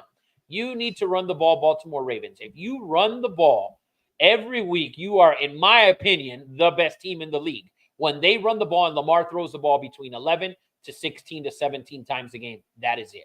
Run the ball. If they can run the ball against Buffalo this week, I think they beat Buffalo.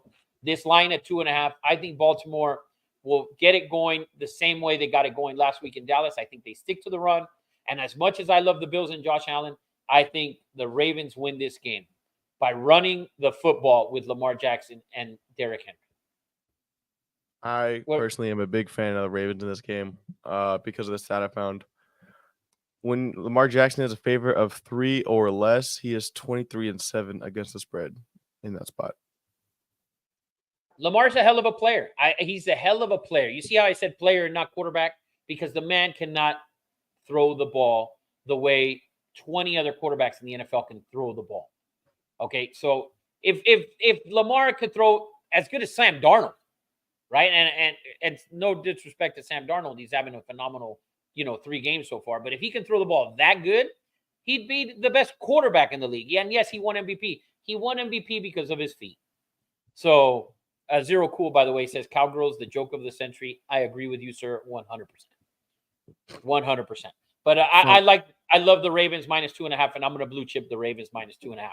Go ahead, Luke. I like that. Fun Lamar fact: he is only 591 yards away from breaking Michael Vick's all-time quarterback rushing record. And he'll do that in the next 6 weeks. Easily. And Lamar is the best, the most talent in the NFL that the league has, right? I mean, he's dynamic. He still can throw the ball very little, but the fact that he can still throw it while he can run he's an amazing runner. He's an amazing runner. And hopefully they can pull it off. I like the Ravens blue chipping -2.5. I'm okay. I don't know if I'm gonna let you get away with that best talent in the league when Patrick Mahomes is still breathing. Well, talent. I love Patrick Mahomes. I think he's the best player. But I mean, talent-wise, like Lamar running the ball is a sight to see. It really is. I'll tell you what, and we'll probably get a split on this because people hate Mahomes so much. But I think Lamar running the ball is a little bit more dynamic than Mahomes throwing the ball. That's just my opinion. I'm just saying, I like the way Lamar runs the ball. This man throws and doesn't look at receivers. I agree. A lot of people do that. Yeah, Well, let's not. Stafford's I'm not discrediting his whole career. I'm not discrediting Patrick Mahomes. I think though that Lamar is an exceptional talent. Like there's a reason he's won 2 fucking MVPs. Okay, and he doesn't do it with his arm. He does it with his legs, and he manages to win fucking football games. He's 21-1 against a goddamn NFC, man. But he doesn't win when it matters. I agree with you because they asked him to throw the ball. If they stuck to running the ball against the Chiefs team last year, they win that game, and we know that.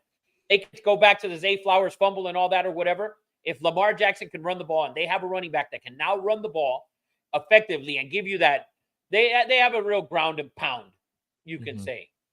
So Diddy, no Diddy, whatever you want to do it. They don't need the baby oil. They got Lamar and Derrick Henry running the rock. I almost said Travis Henry, by the way. I like Lamar. And then Ravens moving into -2.5 blue chip. Go ahead. Yes, also a fan of it. Moving into another doubleheader of Monday Night Football, we got the Titans at the Dolphins. Dolphins -1 over under 36.5. Dude, give me the Dolphins. I mean, Will Levis, fuck, man. Wow. I mean, and Eddie's wife Shanae last week said, or 2 weeks ago said, Will Levis is in love with a stripper, basically. I mean, she didn't say that. She didn't say that, but he's in love with some chick, and he's got all that going. He's looked just really bad. I think he's cost the Titans. He cost the Titans the game against the Bears, and then the game in week 2. There's a play every week. There's a play every week. There's a play every week where it's a fucking no play at this point, and you're sitting there at 0-3. You're going into Miami. I like Miami. Tennessee hasn't looked good. Miami's hurt. But Huntley's playing this week, and with a full week of practice, I think he's gonna do well, and hopefully he can keep the job, and they don't have to go and get Russell Wilson or Tannehill or Flacco or whatever they're gonna do. I'm gonna say if Huntley starts the whole week, and if he gets the start on Monday Night Football, I love Dolphins -1. I agree with you as well. And then moving into the second game, we got the Seahawks at the Lions -3.5, over under 46.5. So this game, they played this game last year in Detroit. Seahawks won a hell of a game. Detroit kind of let a lead slip away there in the second half. I don't think they make that mistake this time. Detroit's too good for them to be losing home games like they did to Tampa. I don't think they lose this game on Monday night. I think they win this game. Keep an eye on that over 46.5. I think that's a good number. I like the over in that game as well. Hopefully you can get it at 46, but I'd keep an eye on that over. Last year they had a ton of points. Seattle's looked good. As much as I hate the city, they've looked good. They've looked good, and last year they won this game in Detroit. So we got to see how Detroit hasn't looked very good. They looked good last week at Arizona. The first week against the Rams they didn't look great, and then they lost to Tampa the second game. So by the way, this is Detroit's third home game out of the first 4. By the way. So, by the way, Seahawks have won their last 2 matchups in Detroit, both going insanely over. Yeah, Seattle puts up a ton of points, and At least in Detroit, they did last year. In Seattle and in Dallas, they did as well. Seattle puts up points, and they've done a good job. I mean, they've done a phenomenal job to start 3-0, and I thought they would lose that game in New England, and they came away with it. And they haven't played, tough teams. I think they opened with Denver. They had New England, who they beat last week. Oh, and the Dolphins with no quarterback. So this is going to be their first real test here in Detroit, playing another playoff team from last year. So we'll see. But I like the over. We're going to blue chip over 46.5. Hopefully you get it at 46. And I think the Lions. I think the Lions should prevail in this game as well. What else? You guys got anything else? I would say I've been kind of leaning every primetime game to at least eye the underdog a little more. I think the Dolphins should win the first one. Historically, I know Detroit has changed a lot in the past years, but Seattle's 8-1 against Detroit in the last 9 straight up. So if you had to pick underdog, I think Seahawks look good there, but the over is a little too low, and I think they should hit that, especially in a dome. Yeah. I like the over. I think Detroit wins a tight game, but I like the over. And Detroit, if you're going to be one of the top dogs in the NFC, you can't keep losing these games. You can't have these tight games against the Rams at home to open the year, lose to Tampa Bay, and then Tampa Bay goes off the next week and fucking lays an egg. So Detroit, I think, can win this game. They have to win this game. If you're Detroit, like, hey, Green Bay's playing well. And Minnesota's playing phenomenal. We got to get our shit together. Mm-hmm. So let's see how they do. I like the over though for sure. Over 46.5, blue chip that. And then to wrap it up, I guess we'll just do a nice little group parlay. Let's do it. Who do you got, Luke? I'll tell you who he's got. Tell me, Rafa, what do I got? Steelers minus 1.5. Look at this man's desk. Look at this man's desk. It's a full blow. So Luke's got Steelers minus 1.5. Yeah. CJ, who you got? I like the Texans spread. I think they cover versus the Jags. Texans minus 6.5. Eddie Money. Give me Saints and Falcons under. All right. So under 42.5, right? Yeah. All right. So here's your two nobodies group parlay. We're gonna have the Steelers minus 1.5, Luke's pick.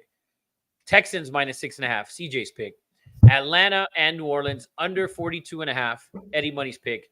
And my pick is going to be the Baltimore Ravens minus 2.5 against the Buffalo Bills. 4-teamer, 100 should win you 1,200, Eddie Money? 1,200. 100 wins you 1,200. That is your two nobodies group parlay. By the way, underdogs this week, keep an eye on Atlanta at home plus 2.5. I think that's an underdog that you might want to watch there. And then that's one. And then probably the other one would be the Eagles. Tampa Bay at home against the Eagles, weather permitting. That's another underdog getting points at home. So we'll see. But just to keep an eye out for you. So, by the way, can we get an update on the Dodgers? 4-2. Last time I checked, it was 4-2. 4-2. Ohtani hit a RBI double. So Dodgers up 4-2. What? I see 3-3. Oh, I have 3-4 now. Okay, so 4-3 Dodgers. Is that what we got? No, I have 4-3 San Diego now. Yeah, it's they probably took the Dodgers run off the board. What? Are you sure? I have 3-3. I'm looking at 3-3 top of the fifth. Mid now. Okay, all it's right. for sure 3-3. I don't know what the fuck Luke is talking about. Luke, what are you looking at? I got 3-3, top of the fifth. I'm watching it right now. It's because it's 3-3 now. They took the San Diego run off the board. In another inning or what? Tatis just hit a homer. Yeah. So we got 3-3 going to the bottom of the fifth. Hell of a game Eddie's at for sure. He's getting a hell of a game. Huge game tonight, by the way. So Dodgers half a game back of the Phillies. Actually, they might be a full game back of the Phillies now. It says clinched. Yeah, so Phillies have the number 1 seed. They're up a game on the Dodgers so far. So Dodgers 2 games up on the Padres, playing tonight, obviously, and then tomorrow. A lot of people feel, not a lot, some Dodger fans that I've spoken to, that if the Dodgers don't win tonight, tomorrow you have Walker Buehler, who hasn't pitched great, He's had some decent starts, but like Eddie told me earlier, he goes, they interviewed Bueller last outing that he had a good outing, and he was shocked that it was a good outing. Yeah. So, but the Dodgers still yesterday, Mookie and Freddie struggled, and that lineup for the playoffs and the pitching part of the Dodgers, I mean, it's just brutal going into the playoffs. Like, you need Bueller to have an awesome game tomorrow for you to throw. You're going to have to throw him out there. I mean, who are you going to throw? Bobby Miller? I mean, poor guy can't. No, Miller's done for the year, I think, in the pros. Rafa, stop trashing Ohtani with it would be Bonds' 11th best season. Listen, I'm gonna I'm gonna tell you. Well, I'm gonna get into this just a little bit, just real quick. For me, Ohtani, it's a phenomenal feat. 50-50. Nobody's ever done it. But for people to sit here and put him as the GOAT is absurd, right? So, but we'll get more into that once Eddie's here, and I got something for you coming on that. It was it's amazing, an amazing feat. Nobody will probably ever do it because to hit 50 home runs is insane. It's crazy, right? We'll get guys that'll steal 50, 60, 70 bases. Nobody will ever be Ricky Henderson, of course, or fucking Vince Coleman for that matter. But to hit 50 home runs and steal 50 bases is amazing. There's no doubt about it. But when we look at it, Ohtani isn't Barry Bonds. And Barry Bonds was on steroids, but he was still phenomenal. Zero cool, 3-3, bottom 5 Dodgers. So MLB playoffs start next week. We still got some races going. Tigers, Royals, Twins, all battling for that AL wild card. Braves, Mets. Who else we have in the NL, Luke? As far as the NL. standings? Pull it up right Let now. me The Mets are still fighting. Mets are still fighting. You got obviously the Dodgers, the Padres situation. Oh, and the D-backs are also fighting. And the D-backs, yeah. D-backs have quietly been climbing that wild card ladder this season. Yeah, so you have in the NL, you got Mets, Braves, D-backs, Padres. All Padres are in for sure. They're just fighting for seeding at this point. There's not as many teams in the NL that are getting close to the chance of. Zero Cool says once he pitches again, he will show you why Ohtani's 1-1. I 100% agree with you that Ohtani, if he pitches again and he pitches well, he will be 1-1. There's no doubt about it. He's already 1-1 because he won an MVP.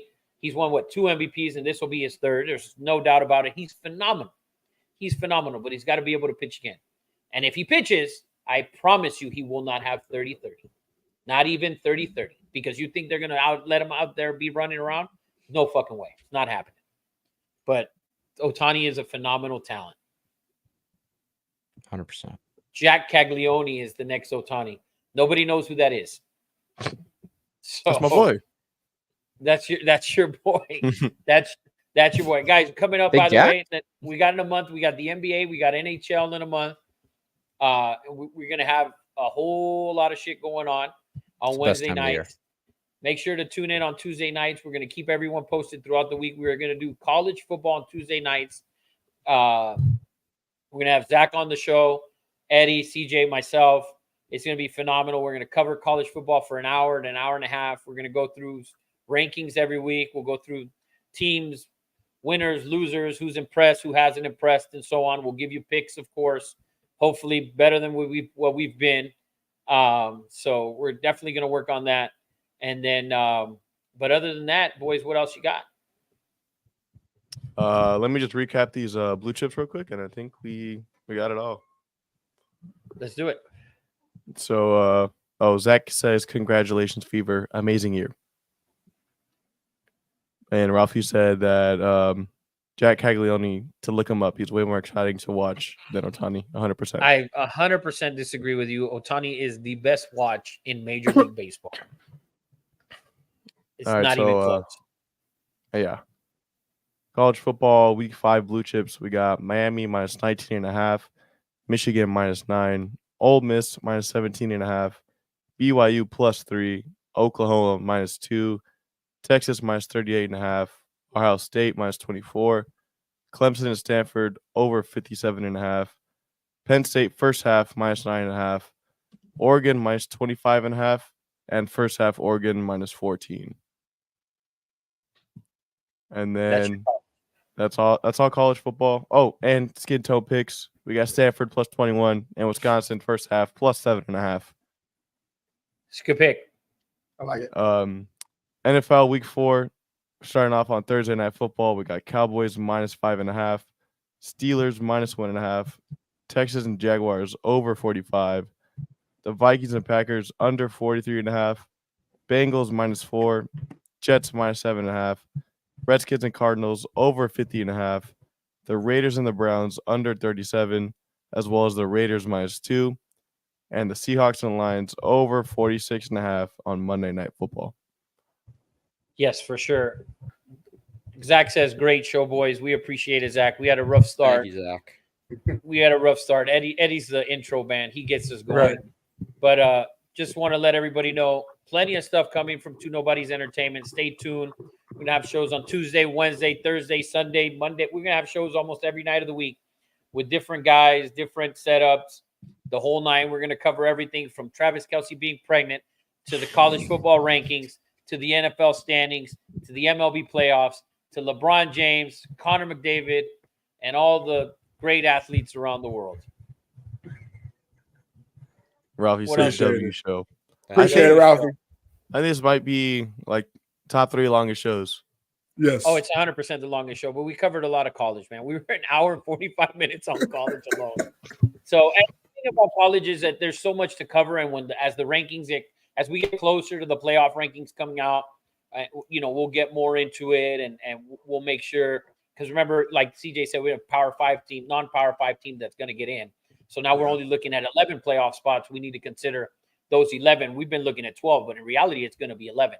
So if we look out, Michigan's on the outside, USC's on the outside, LSU's garbage asses on the outside. So, we're going to get into all that as we get going here. So keep an eye out. Two Nobodies Entertainment's bringing you shows left and right. Hopefully you guys tune in, follow, check us out on YouTube, Instagram, TikTok, Twitter. Tell your friends. We're doing some giveaways for Christmas. All the shows are going to have giveaways. Tuesday night, Wednesday night, Thursday night, Sunday night, Monday night. We're giving away a bunch of shit. Encore Zach says he loves it. So Zach's for sure. fiending for the college talk. Oh, Zach loves college, man. And we're going to get college going, baby. We're going to get Zach on here, and we're going to have a good time with it. So, and last final words from you fellas. Let's fucking Raiders start suck. hitting some shit. As always, bang, Let's do it. bang, bang, bang.